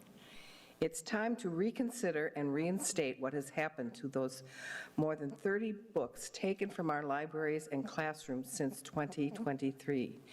To be fair, today's issue highlights the impact of a policy which our school board voted on after months of hard work with our administration as they jointly researched the best way to address the book challenge issues. But in the end, it actually allowed 3 board members to make that final decision. This remains questionable. Should only 3 board members have the final decision while the 4 other board members have no vote at all? Not to mention the fact that the families had no input into any of this policy making, begging that very real question, what about my family? Let's also note that parental choice has been a universal theme of candidates since 2023, when the book banning issue escalated. So where is the parental choice in this 3-person vote? Let us also reconsider the truth behind the right of parents to opt out, which clearly exists in our district as well. When books are checked out or available through classroom supplemental book collections, the district opt-out policy allows parents to choose and opt out when their child brings a book into their house. Opt-out even pertains to curriculum choices for individual parents to make. This is all very real and fair and answers to what about my family? The best solution is close at hand, beginning with the fact that the state itself rejected BookLooks as a credible source for book challenge assessment, but nonetheless, our previous board used BookLooks to assess these previously banned books. So now is a good time to reconsider the reconsideration of these previously removed, banned, or restricted library materials. Please bring those books back to our students. Consider this concrete, workable policy suggestion set before you tonight, considering it is grounded in professional standards as well. What about my family? Rather than be dismissed as an outburst, these words should be considered a starting point for solutions, a truthful plea to be wisely and collaboratively considered by our librarians, our teachers, our administrators, and our school board members who represent all 2,389 diverse families of Menomonee Falls. Thank you. And then finally, we will hear from Jason Klimas.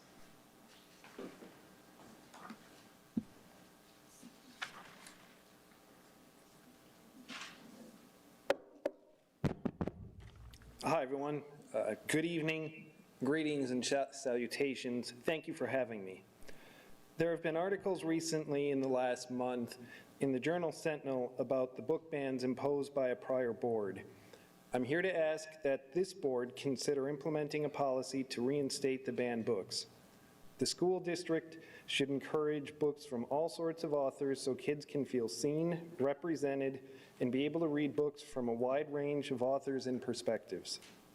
This shouldn't be viewed as putting material back on the shelves, but rather as correcting a mistake by a prior board which banned books without explanation and ignored the community members opposed to the bans. The 33 banned books occurred under, according to the Journal, one of the most sweeping book bans among those reported in Wisconsin in recent years, and included popular titles like Toni Morrison's The Bluest Eye and Kurt Vonnegut's Slaughterhouse-Five, which, as a side note, is taught within other districts in AP literature. What stood out to me in the list of banned books was the number of books with women, minority, or LGBTQ authors, which, another quote from the Journal, at the time of the banning, it was unclear who requested the books be removed, and district officials have not explained the process that was used to determine that the 33 books would be removed. Additionally, from the Journal, it's not clear whether there was a request for the removal of the 33 books, also unclear whether the district followed the process as outlined in their new procedure.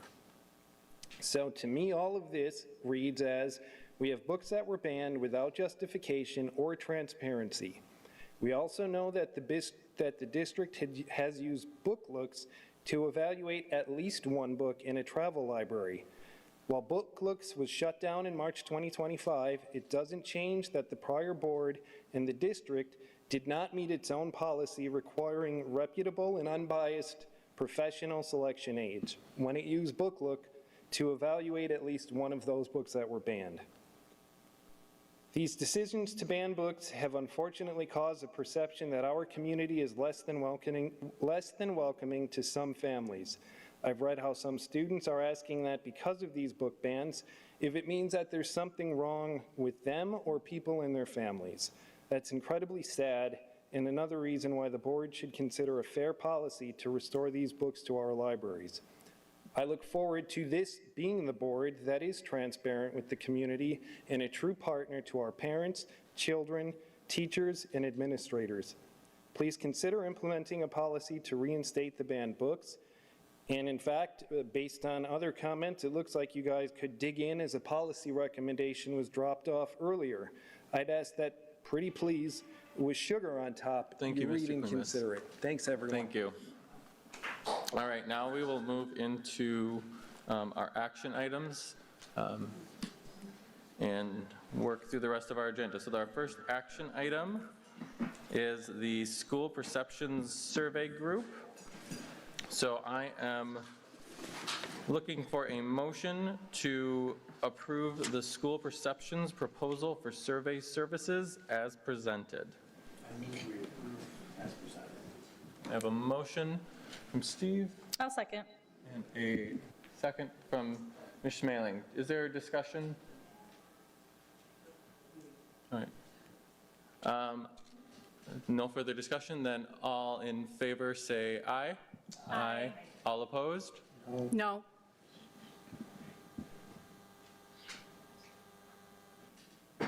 And that passes 4 to 2.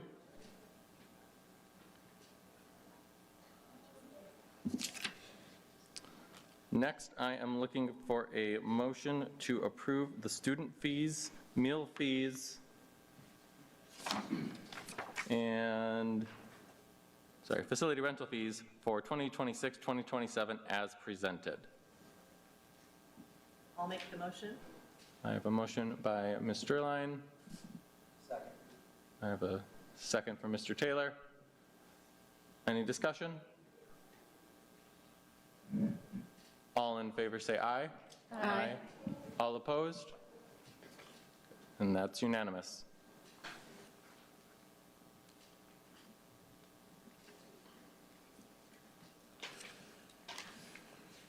Next, I am seeking a motion to approve the 2026-2027 preliminary budget as presented on page 4 of the attached budget packet. I'll make that motion. A motion from Ms. Grant. Second. Any second from Mr. Langer. Any discussion? All in favor, say aye. Aye. All opposed? And that is unanimous. Next, I am looking for a motion to approve the WIAA membership renewal for the 26-27 season as presented. Motion. Motion for Mr. Langer. I'll second. Any second for Ms. Schmeling. Any discussion? All in favor say aye. Aye. All opposed? And that is unanimous as well. Next, I am, I'm sorry, Leah, do you want me to? No, you can do your part first. Yep, motion and a second. Okay, perfect. So I want to make sure if you had any content. I am looking for a motion to approve the Shady Lane and Valley View Assistant Principal Contract as presented. A second. I have a motion and a second. Any discussion? All right. All in favor say aye. Aye. All And I opposed? did just, no, you can vote on it. I'm just going to say her name publicly, and since it hasn't right. happened yet. We just said aye. Any opposed? Okay, and that passes. So I just want to welcome Morgan Ramey. I will be inviting her and our new assistant principal at the middle school to a future board meeting once they're a little bit more settled and have started. But we're very excited to have her join us, and I want to thank the interview team, especially the teachers and the school counselor who gave a lot of their time to go through multiple rounds of interviews to find our best candidate here, and for being very open and honest with us during all of those discussions to help us find the right person. And she's bringing administrative experience from Central Middle School in Hartford, and then also multiple years of being a 4K and second grade teacher. And so we're just really excited to welcome her and just wanted to make sure that it made its way publicly at some point since I wasn't sure it had yet. So thank you. I just want to say, did you mark me as a yes for that? Okay, good, because I didn't, because I was distracted, but I was a yes, okay. Sorry. No, you're good, thank you. I thought we were going to hear from her first, so my bad. Okay, and now we will move on to vouchers payable. And I will make a motion to approve vouchers payable through June 4th, 2026 in the amount of $2,246,316.49. Is there a second? Mr. Taylor, seconds. Any discussion? All in favor say aye. Aye. All opposed? And that's unanimous. Next, we'll move on to the consent agenda. I am seeking, and tonight's consent agenda has both the board meeting minutes from the May 11th meeting, as well as the previously mentioned Education for Employment and ACP plan. So I am seeking a motion to approve the consent agenda, items A and B, as presented. Motion. Second. Motion and a second, Mr. Lager and Mr. Taylor. And all in favor say aye. Aye. All opposed? And that is unanimous.